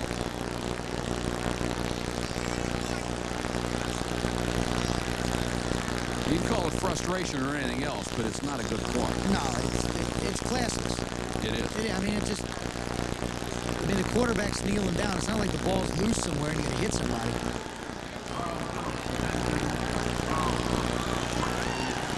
And really, what makes it bad is Michigan State has distinguished itself so much here tonight, and you hate to see it finish out that way. Absolutely fabulous. And both football teams, Georgia and Michigan State, have put on a show tonight. Both teams have represented their universities, and each of these young men have represented their hometowns in such a first-class manner. And I think the field is painted beautifully. The performances have been beautiful. It's a great memory for a terrific coach, Vince Dooley. You know, you can see in his eyes right now, Mike, all those 25 years going. I mean, you just see the 25 years just ringing up. I think it's getting a little misty on the Georgia sideline. And I'll guarantee you Barbara Dooley's probably already in tears. Now Johnson is courting disaster with that. And now they'll count it down.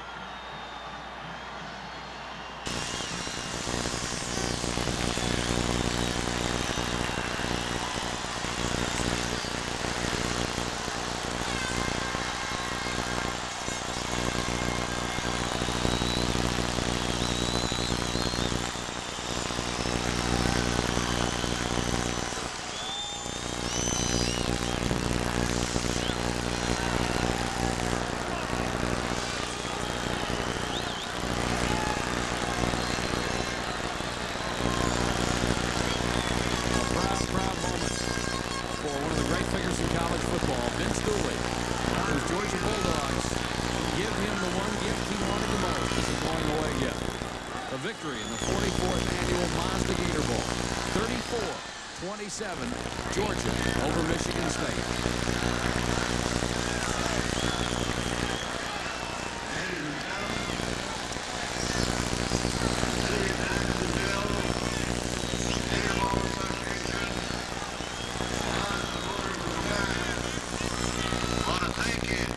We hope to have the winning coach, Vince Dooley, with us when we come back to Jacksonville, Florida.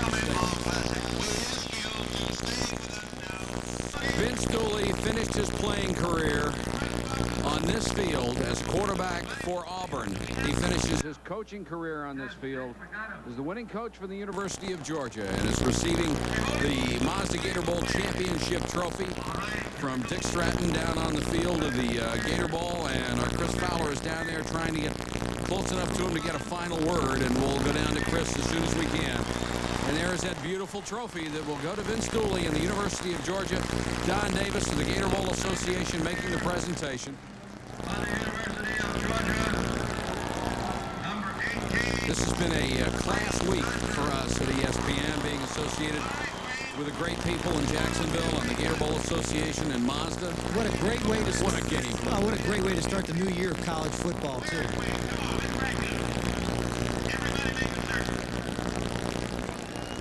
Don Davis on the left in the burgundy Gator Bowl jacket. Dick Stratton, one of the other officials on the right with a microphone, and of course Vince Dooley. I guarantee you, Coach Dooley sitting here saying, take as long as you want. That's right. Take your time. And there's Wayne Johnson, our Georgia most valuable player, who did such an outstanding job as the quarterback. Throwing the football. Yes, he did. And on target, on time.